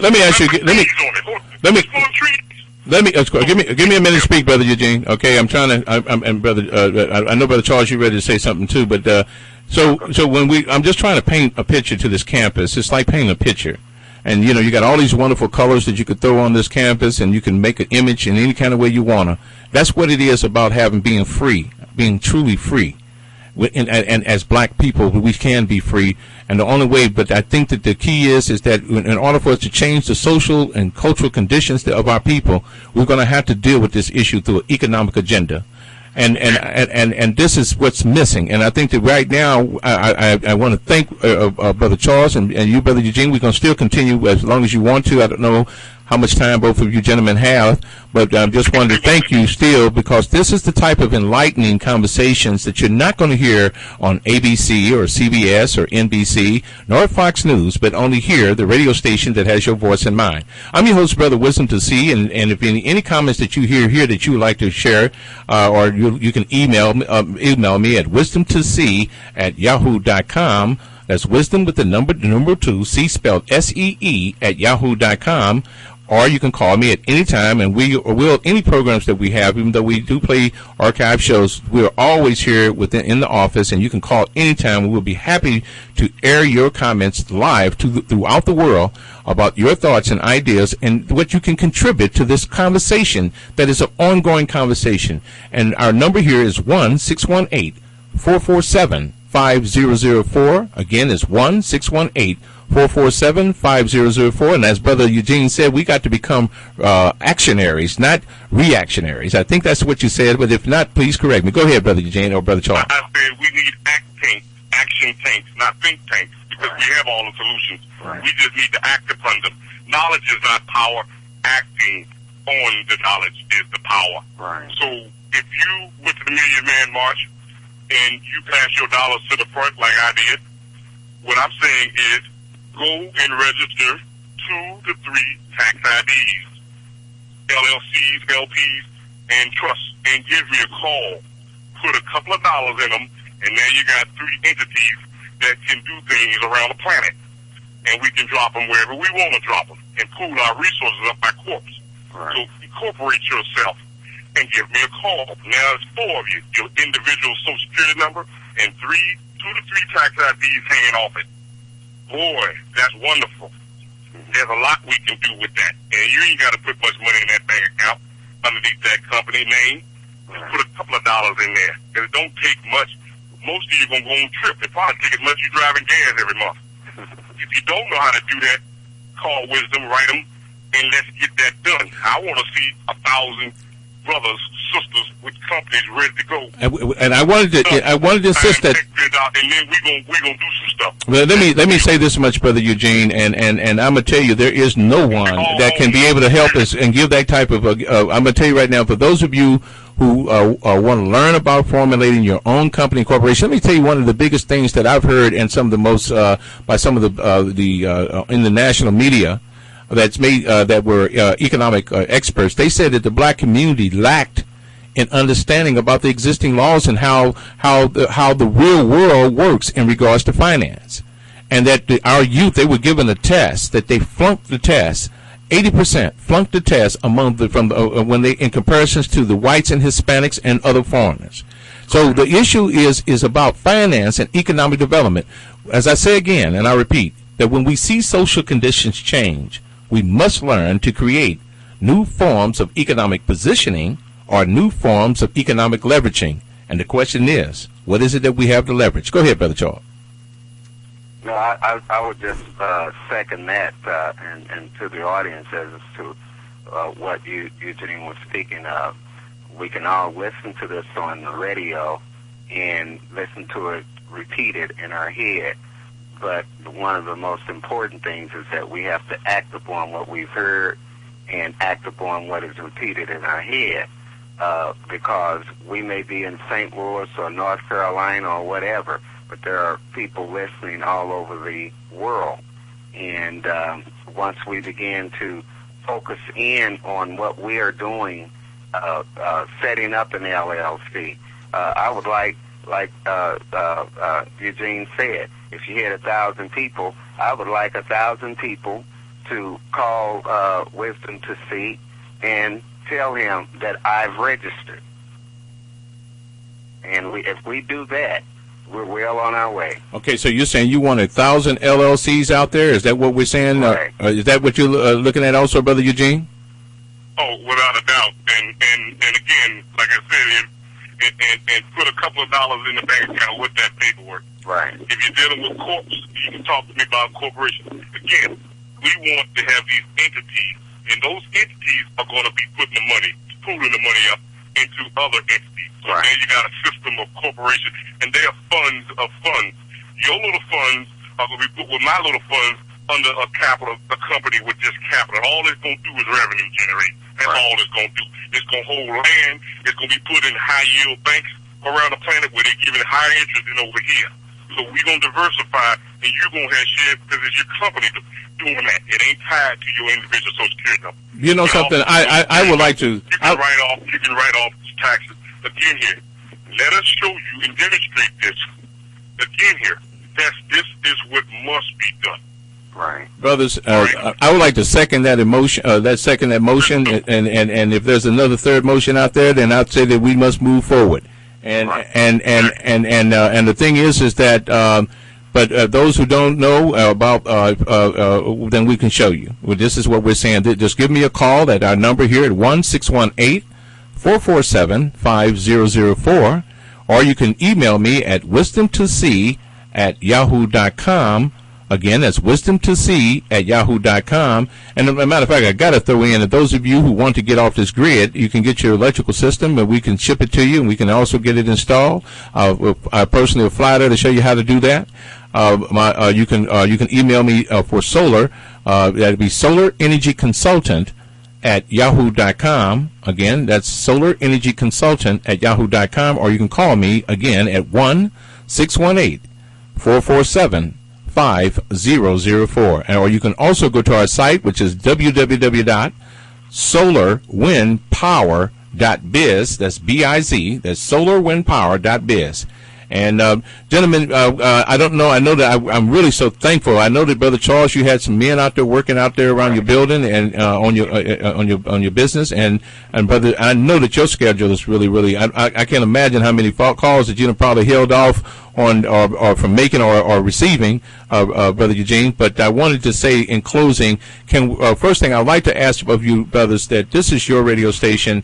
It cannot be successful without you, and our community needs this, is starving for this information, and I'm asking, could we do this more, at least once a week, collectively come together and talk and to encourage our people so that we can see this, that our mission is to see 1,000 LLCs out here, black-owned businesses, and that we could start so that you could show us how to leverage. Because believe me, brothers and sisters, Brother Eugene is a professional, and he can show us how to deal with this whole concept about leveraging, including Brother Charles. I know Charles is pretty sharp too, and we're talking about how we can deal with changing your social conditions to position your money and your future by leveraging the assets that you have, or to learn how to create new forms of leveraging assets so that you can put value on our future. And Brother Eugene, in closing, you have something you want to say as well, Brother Charles, whoever want to go first, and we'll wrap this up.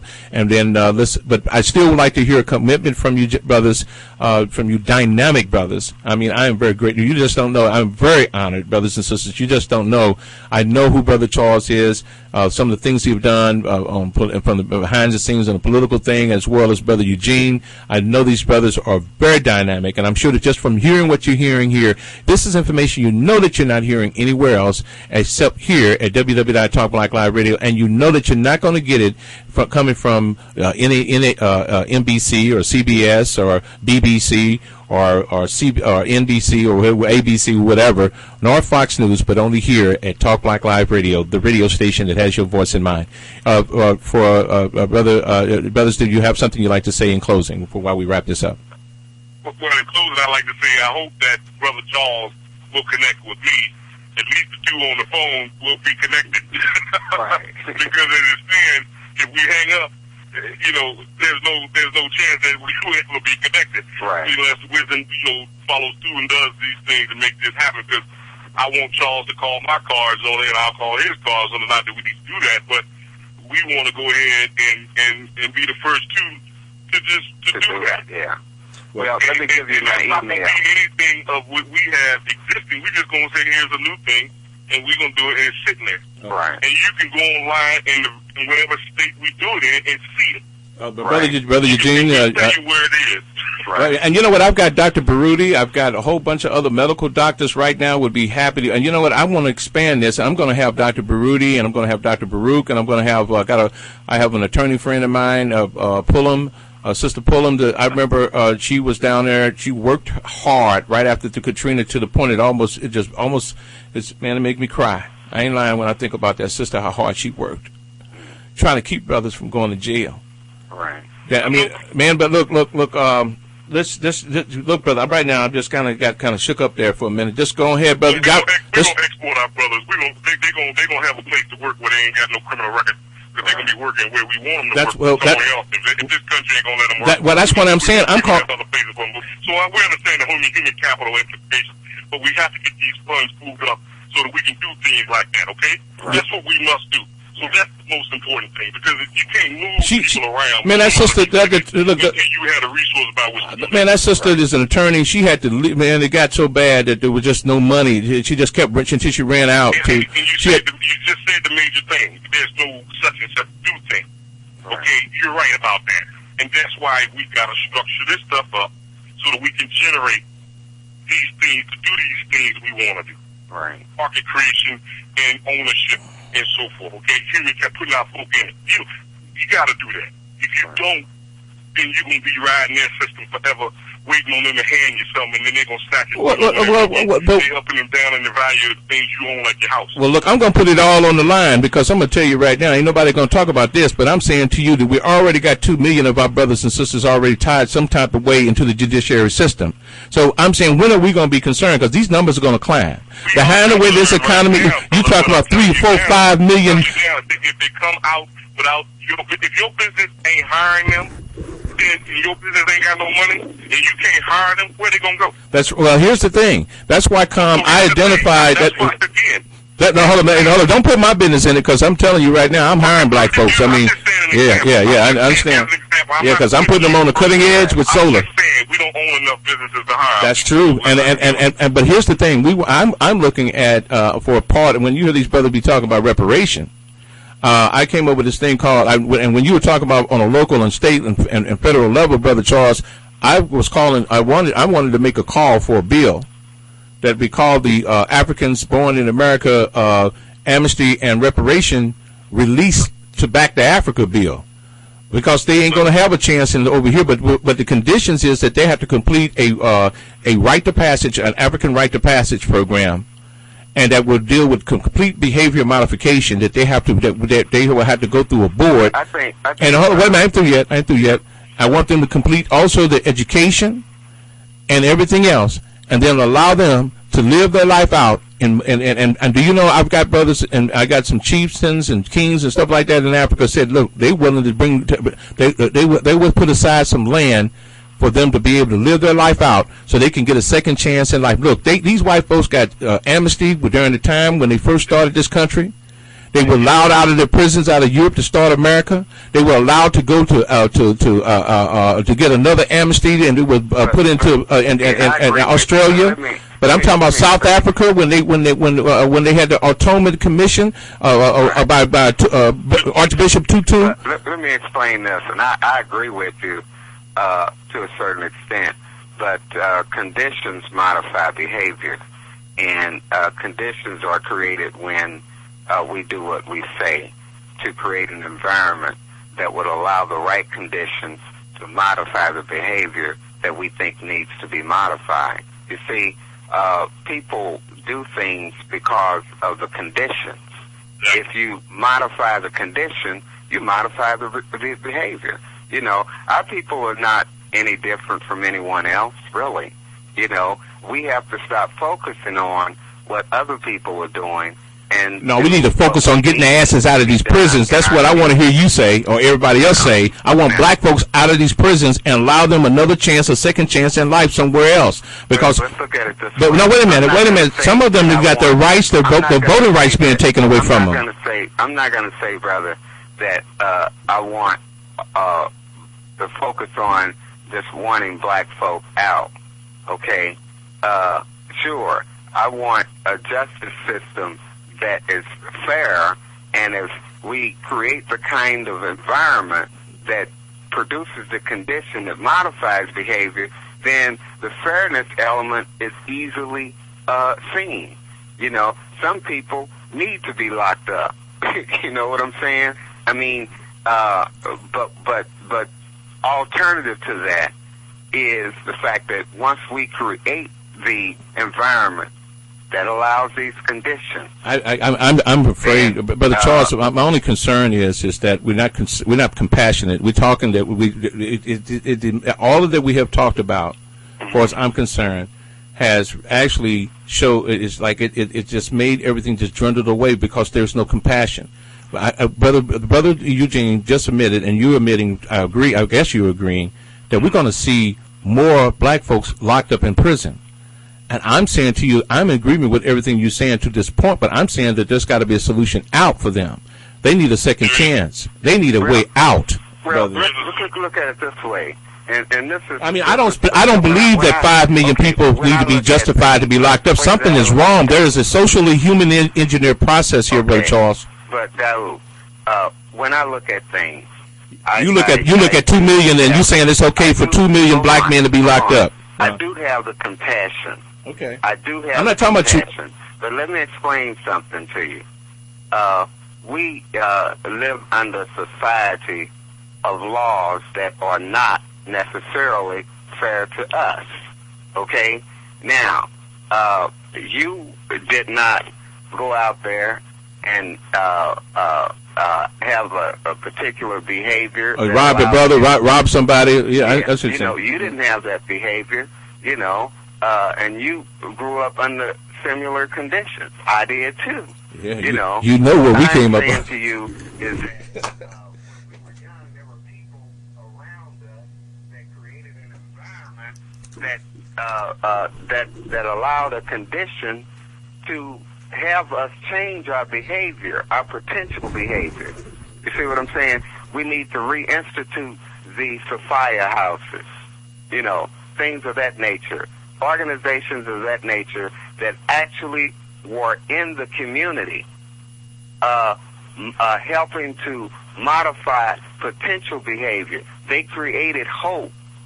We're not doing that now. We're allowing the Urban League, NAACP. Sophia House came out because the NAACP, the Urban League, was not doing what they thought it would do. And there are a host of organizations around this country that are just like Sophia House. What we need to do is reinvigorate the mission of those organizations, because person by person, street by street, town by town is where we're going to correct this thing. Yes, sir. I agree. Somebody came down on Sophia in St. Louis, called Sophia House, that saw that we were had the potential, and they developed us. They gave us the ingredient of hope. We need to reinvigorate that in our communities. These kids, our generation have let them down. Not the generation before us, because the generation before us created the Sophia houses.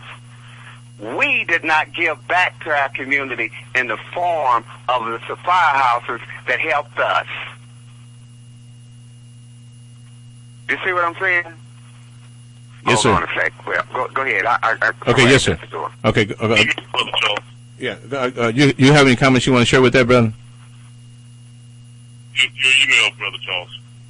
Okay, he's at his office right now, and he's got workers around him. Okay, do you want to share, you want to say something about add on top of that what he was just saying about the importance of us doing more for our youth? Well, yes. I mean, as I indicated, I believe that you already mentioned that earlier. Yeah. I'm not bouncing back. Okay, go right ahead, brother.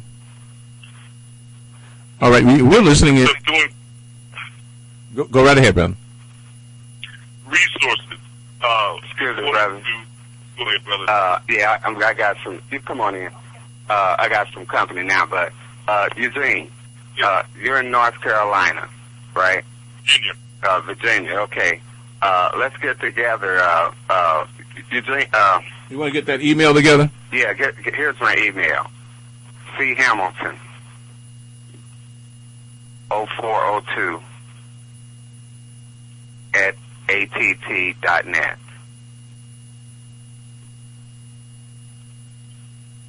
C. Hamilton. Right. 0402 at att.net. Okay, great. Okay. And you're going to be back on the radio when, brother? Anytime. We'll be back later tonight. Okay. And I'd just like to tell the audience that what we're saying now is that black people all over the country need to take heed that what's happening with the oil prices, what's happening in America today, we don't have to basically look at that and say that we're hopeless. Because as Eugene indicated, we can develop those LLCs. We can make our independence, our economic independence, and create what we talked about earlier, a new train going on a new track. But if our generation has to do that for the next generation, because they're lost. And if we don't do it, if we're just sitting around the radios talking, brother, we don't have any radio. This is the only black. Okay, excuse me. This is the only black. Not going to do anything. But Brother Charles, you remember we don't have any other black radio station but Talk Black Live. All the radio stations are gone. All over the country. Call Wisdom to See. Tell him that you have registered your LLC. And then probably in a couple of weeks, we'll see who have registered. And then we'll all communicate with one another. And if you don't know how, have to understand it, we will show you, and it may not be an LLC, it may be something other structure. Right. Be ready to spend at least $125 to $200. Right. Make some entity for yourself that you can delegate action to. Right. And build resources in assets and so forth. Right. If we have to come to different cities, we will. Yeah. If we have to come to your city, we will. And you know something, I got to get out. Okay, so. Okay, Brother Charles, it's a great honor, and give a greetings to the brother that's with you right now today. William Stomp. Right. Okay, Brother Eugene, I just wanted to say that this was very inspiring, and I just want to thank you again. But go ahead, if you wanted to add on top of that to get these brothers and sisters rolling, go ahead.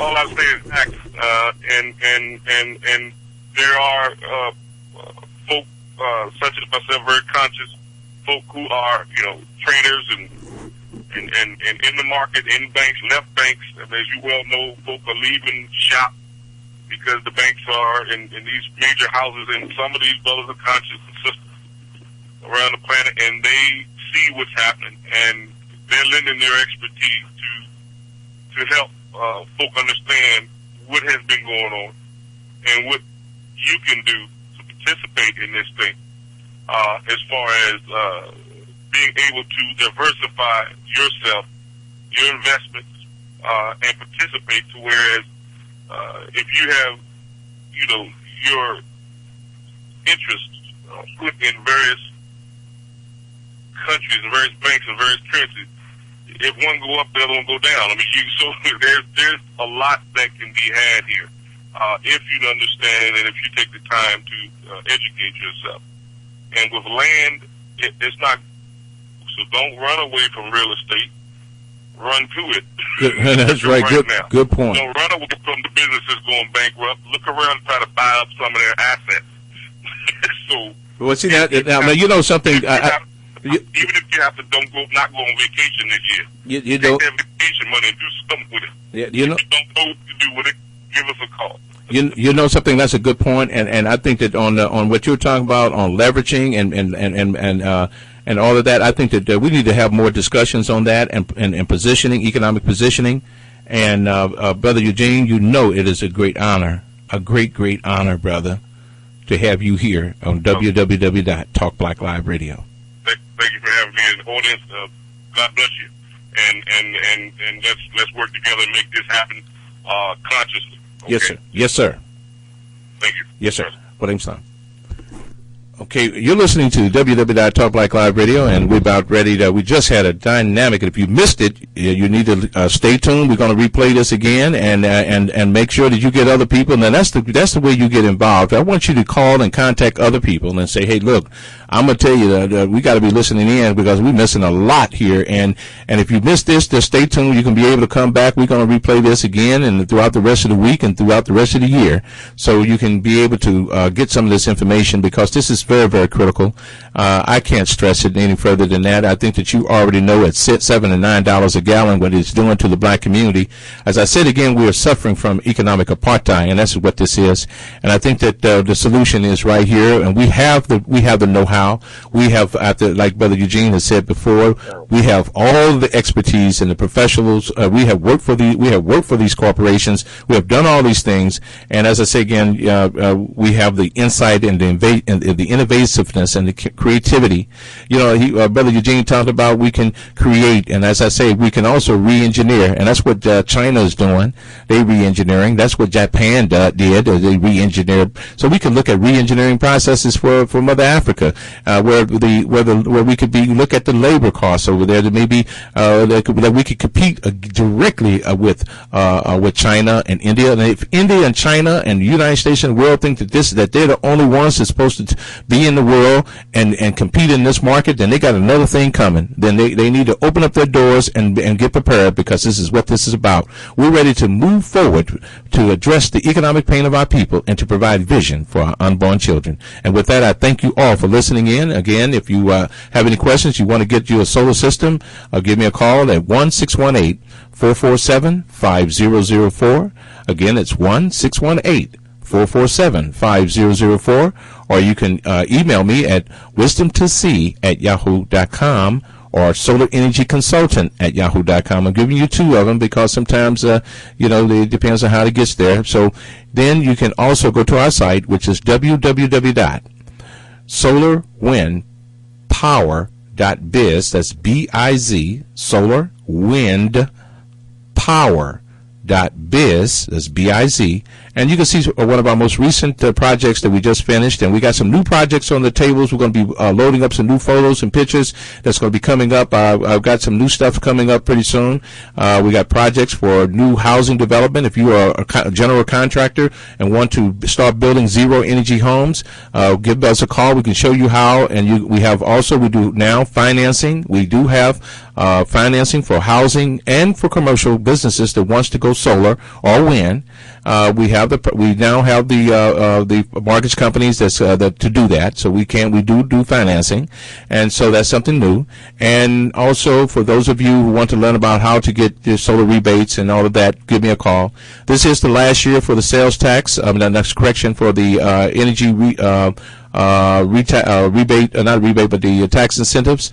They did not extend it, and now we should be fighting for that. That's what we should be all coming together fighting for, is to extend those tax credits, because for those of you in business, you can write it all off in 5 years. So this is the last year. So I would say get on board now, get your solar system installed now, so that after you deduct if your state have a rebate program, the remaining balance can all be written off in 5 years, the whole entire cost of the system. But see, these are the kind of things and information you got to know.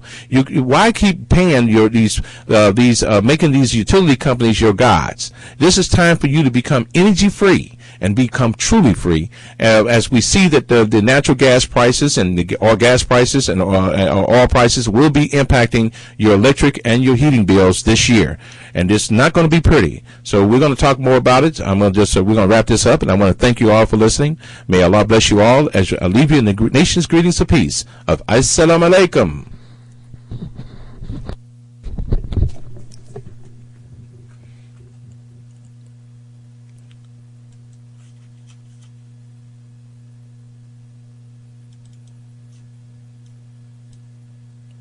Okay, brother. Chief Kwaku, one of the things that we are very interested in knowing about is the Tower of Return. What is the Tower of Return, and why do we have to have this symbol erected at this time? Actually, it's been over 400 years. Chief Kwaku, one of the things that we are very interested in knowing about is the Tower of Return. What is the Tower of Return, and why do we have to have this symbol erected at this time? Actually, it's been over 400 years or more of Africans being enslaved by Europeans and Arabs. And today we can boast of an end to the horrible past history of African enslavement between the transatlantic oceans, shipping Africans from the west coast of Africa, the southern Africa, all the way across to the Mediterranean waters, to the European countries, as well as the Caribbean islands, the United States, and the North America. Africans have actually suffered a lot. Today called slave trade. We call it the enslavement of Africans. Instead of we calling it the African Holocaust, we say Africa hell of a cost. Hell of a cost. Hell of a cost, not Holocaust. Africa hell of a cost is the actual name for the price when we talk about the reparation bill that we are all here in the U.S. and Africans are yearning for Europeans to pay this tremendous bill. So Tower of Return is time have arrived, just because I am a traditional leader in the African community, precisely in Cape Coast. My palace is just about 2 blocks from the Cape Coast enslavement castle. History have done a lot, and the painful situation that I talked about is on both sides of our continent today. Most of us have the intention of forgiving from our heart, and some of us do not, because some of us have really dived into the history of remembrance of our past history. So we say a section of the Tower of Return is called, that means that there is a situation in life really dive into the history of remembrance of our past history. So we say a section of the Tower of Return is called Project Never Forget. That means that there is a situation in life that you can never forget, but rather you can forgive, but you can never forget, because it's a scar on the minds of Africans for centuries to come and beyond. Just as the Jewish family went into the Holocaust in the hands of Hitler in Germany, in the gas chambers and etc. They are then remembering their past history with Germany, with Holocaust. Then leaves us behind as Africans, more so than what has happened to the Jewish family. The Tower of Return is a monument that is a must be built by Africans globally, expecting that every African walking on the face of earth will be able to contribute, if not even funding or cement, but rather be able to talk about it.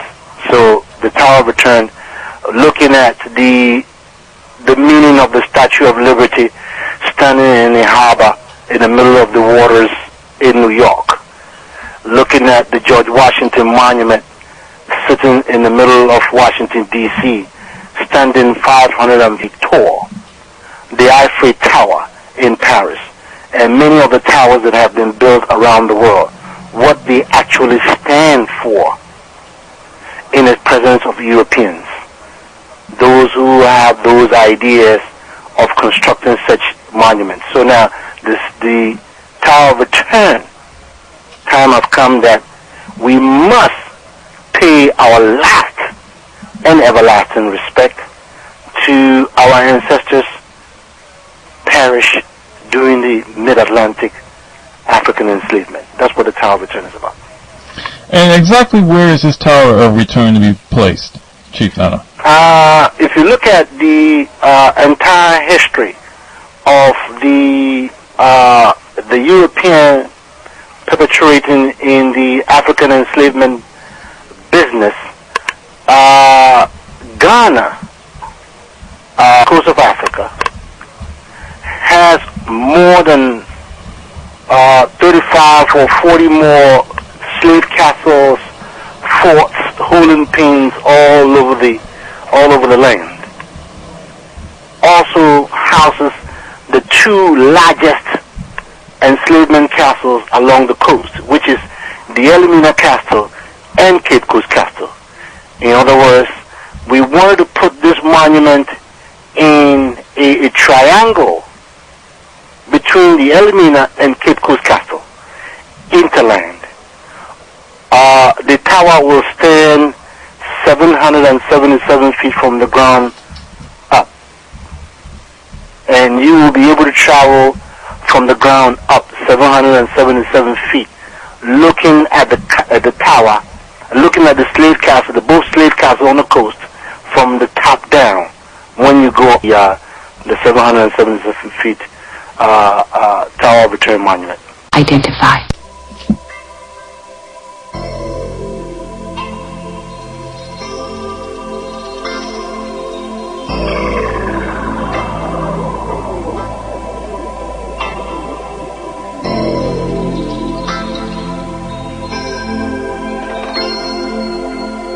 We lo cono, where tu vive tu, we lo cono, where tu, we lo cono, podua dame va, we lo cono, where tu.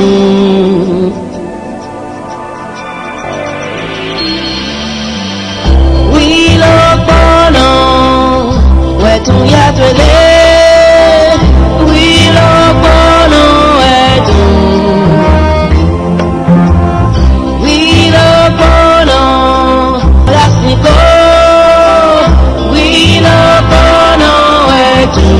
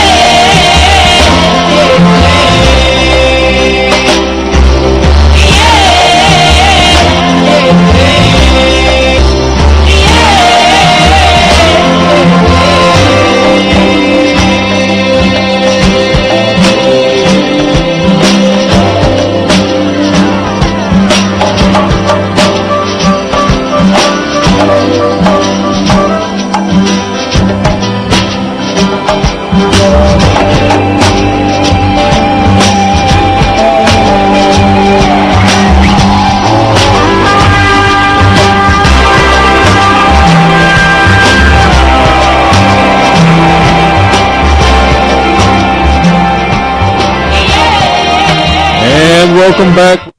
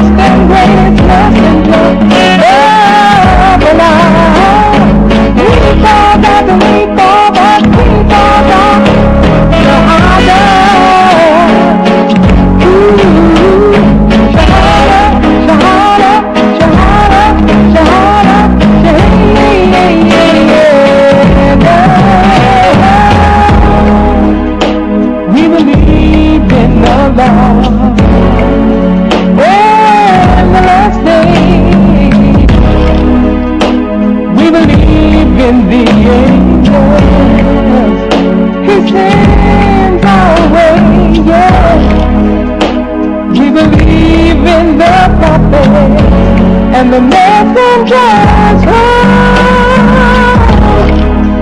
he sends to mankind with guidance so true.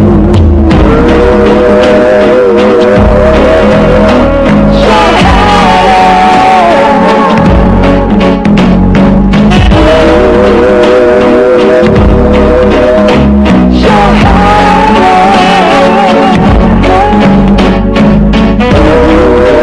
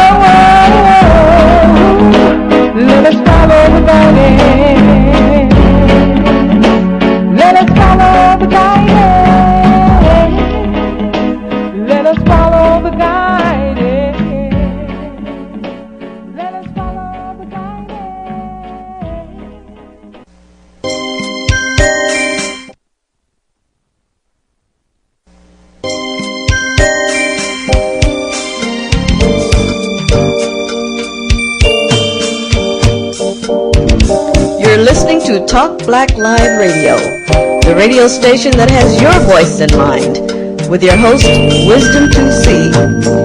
We talk about investing in solar energy technology and economic and community development. We need new leadership to step up to the plate to address the economic pain of black people.